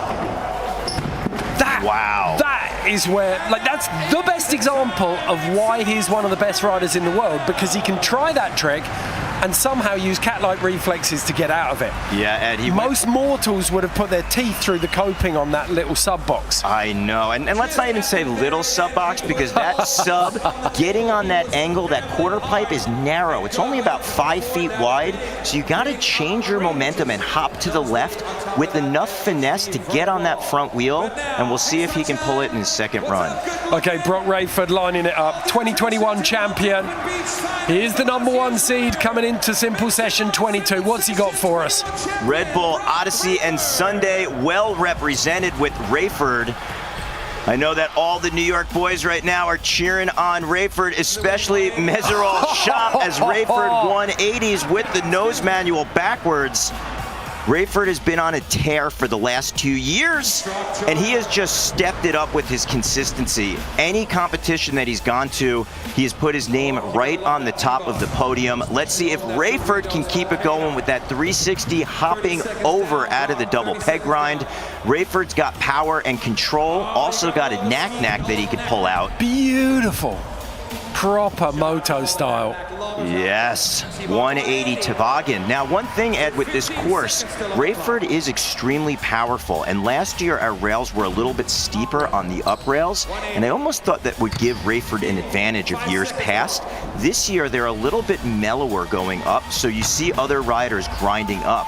But let's see if Rayford can utilize his power, and that was a great way to wrap it up. We really have seen it all out here, haven't we? Like, you've seen some of the big tranny work, you've seen some great rail work, and then you've seen some brilliant combo tech line work as well. Yeah, I love how Rayford has really developed. What we're seeing right there, no, Courage Adams is not doing maintenance, but what he actually is doing is cleaning off, because we are in this repurposed factory. It used to be a boot manufacturing plant, and it's really cool. It's almost like Berlin-esque vibes, where you're out here and we've pumped new life into Põhjala, and we have a lot of dust, though, in this repurposed factory, so it can be slippery up there. Okay, Boyd Hilda, another one of those riders who's, I mean, it was a really solid run, and it probably was enough, but you want to see his best. Yeah, and that's what's exciting with Boyd. He really turns it up, even in his quote-unquote casual riding, because he's comfortable on his bike, and that was huge. He wound up putting his foot in the front tire on the wall to stall with the foot jam. Love it. But he had the control because he was able to trick the Visit Estonia channel afterwards. Here we go. Over double peg to over back. Hilder, the Gold Coast being represented, Federal Bikes. What we heard there was a Smith stall on the far end of that vert wall. Again, shout out to the late, great Paul Buchanan. That means he put his front peg on the wall, his back tire was on it, and his front tire was hanging off into the crowd. What? Oh! All right. Boyd Hilda, take a bow. Not going to penalize him too much right there, Ed. That was in the final seconds, final thoughts. He had an action-packed 58 seconds. You don't want to see anyone have problems out there, but if you do, those are the last 2 seconds where it should happen. Well, you saw what he did. As soon as he came off it, he pointed straight up to the judges' booth and just clicked his fingers. Like, I got that one for you. Don't put me out for that. I got that for you. Big smiles now from Peraza, the Mexican, back in the mix. Let's have a look at this. Yes, I know Premises Skate Park is cheering on. That is where Kevin has ridden many a days, getting all of these skills. They've got our live stream pumping right now as Peraza pumps over the volcano. I've been watching the way he travels across that volcano and finds the transition to match how high he's going. It's truly magical. That's why Peraza was able to win this event not once but twice, 2013 and 16. Decade! What?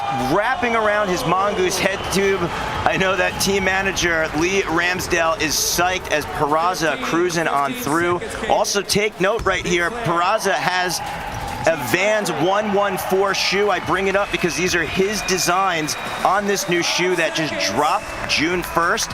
Colin McKay and the Vans family saying, Kevin, you are ripping out here. Great second run.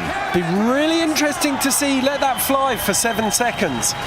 Like, can he? Is he good enough to do, like, that's a finals run. I'm not saying it's not a finals run, but it'll be interesting to see where it goes and where it could have gone. Yeah, and we're going to see that in the finals tomorrow. All right, there we're seeing a nice wave right there. That's Kevin's wife, Itzel. They're actually traveling from Fils Montpellier a few weeks ago, spending some time around Europe, which was really cool. They went to Madrid, but right now it's about Courage Adams. Okay, we are going to see him back on that big sub box up at the top there. But first, we got some trickery. So right now, yes, 2 for 2 on that combination. Again, the judges do want to see some variety out there, but we're looking at Courage, solid first run, nose manual backwards with that 360, 180, nose manual 180. Courage adding up the numbers and getting around nice and smooth. It feels to me like this is one of the runs that could actually... Wait a minute. Wait a minute. I was going to say could challenge P-Berg. You just Baba Booeyed that for him right there. I'm so sorry, Courage. But let's see. Courage in control, back on it, hopping into the roll, and a flare. That's a trick we don't see too often from the street rider. The flow into that as well. Repping Fly Bikes, Vans, Animal, Red Bull. You know that Ralph Sinisi and the boys in New Jersey are cheering on that manual to 360. And let's note that he did catch some of that transition. He was in control. That wasn't a flat. Yeah, he knew exactly where he was on that one. You see the appreciation. Courage has just been such a destroyer out here for many years, and he was second on the podium only behind Brock Rayford. Who gives us the proper Disney wave there. That was fantastic. He's got those rosy cheeks and sparkly blue eyes. He does look like a Disney prince. If Brock Rayford is telling you to part the seas and make way, you get out of the way, because anything's possible. Yeah, nice smooth 180 for Rayford. Rayford actually won our street jam that took place at the mall. 180 backwards, popping the cab back. That is on that very narrow, very far grind ledge. And so much pop as well. Oh! That was one of the coolest tricks we've seen so far. Going for the 360 out of the banana, trying to grind down the ledge. Ed, it was a little hard to tell because he didn't pull it, but it looked like he maybe wanted a feeble grind. Again, we mentioned that's when the rider's front wheel is up on top of the ledge and the back peg catching. What's fascinating here, 4 of the best riders, and we haven't seen a clean run from any of them, I don't think.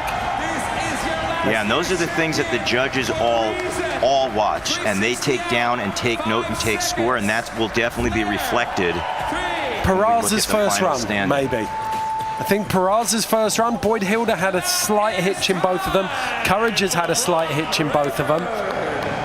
But still, the general level is just so high. But I don't think we're going to see P-Berg's score move, or potentially Jordan Godwin's. Well, I think those top 2 might be... Let's let that marinate. The top score is a 91 of Felix Prenenberg. As we look under the hood of Boyd Hilder, you saw him transfer right, transfer left with a 360 to Smith grind.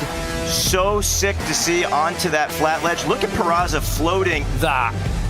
One of the favorite moves right there. That was out of this world. Out of this world. Getting a message, they're just coming in from all the trail riders. We got this bar, Galley's back in New York. Superfly is watching, psyched on Peraza's 360 upside down table. And the reason I keep referencing is because you got trail riders who are super critical of style. They say if you're gonna ride the line or get through it, bring the style. And Peraza dripping with flavor over that Doritos Volcano 360 upside down table. Look at the toboggan 180 right there from Rayford, pushing the bars out.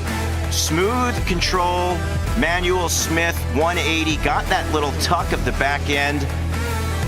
Boyd right there, foot above the Visit Estonia. He doesn't have front brakes. That's how he found the balance point. The Federal rider with the bar spin out of the double peg, pointing up, like you said, to the judges. Look at Peraza. Thing to note too, that Volcano's not that wide.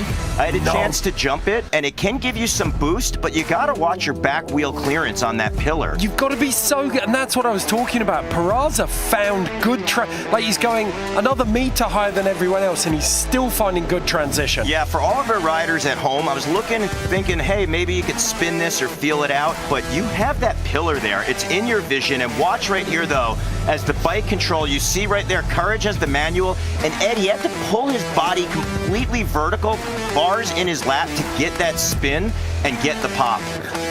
Still one of my favorite things that Courage did was the speed and travel he brought into that.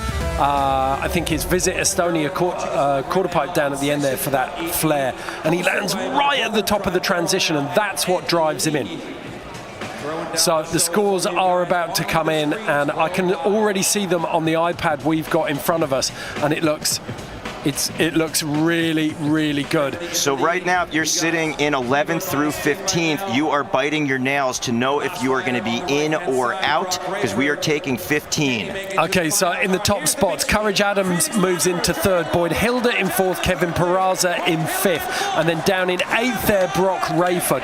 So a big heat there, but Prangenberg, Godwin, they can be very, very comfortable with the work that they've done. But these are the boys.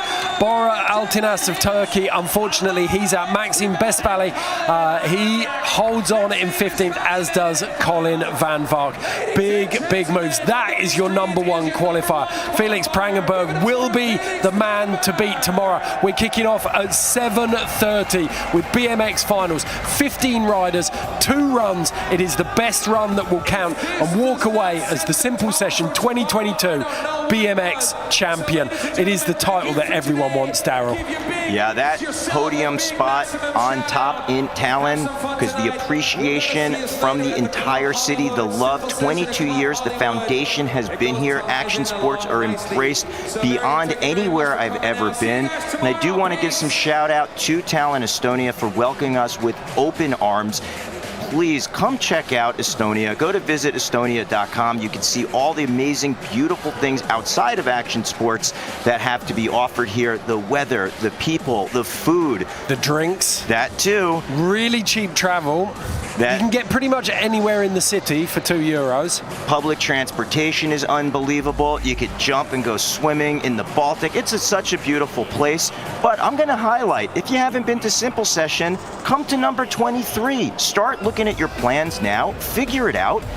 Extended Hand is here. You could be in the crowd, hanging out with your favorite riders, and maybe even riding in one of the street jams. I tell you what's worth saying as well, they're beautiful people. You kind of have that, you've got some Western European, some Eastern European, some Scandinavian. There's a really interesting mix. Okay, that is it from us here at BMX Qualifiers. We'll see you for finals tomorrow at 7:30. We'll also be live with the skate finals at 3 o'clock, so come and join me and Mark Brewster then.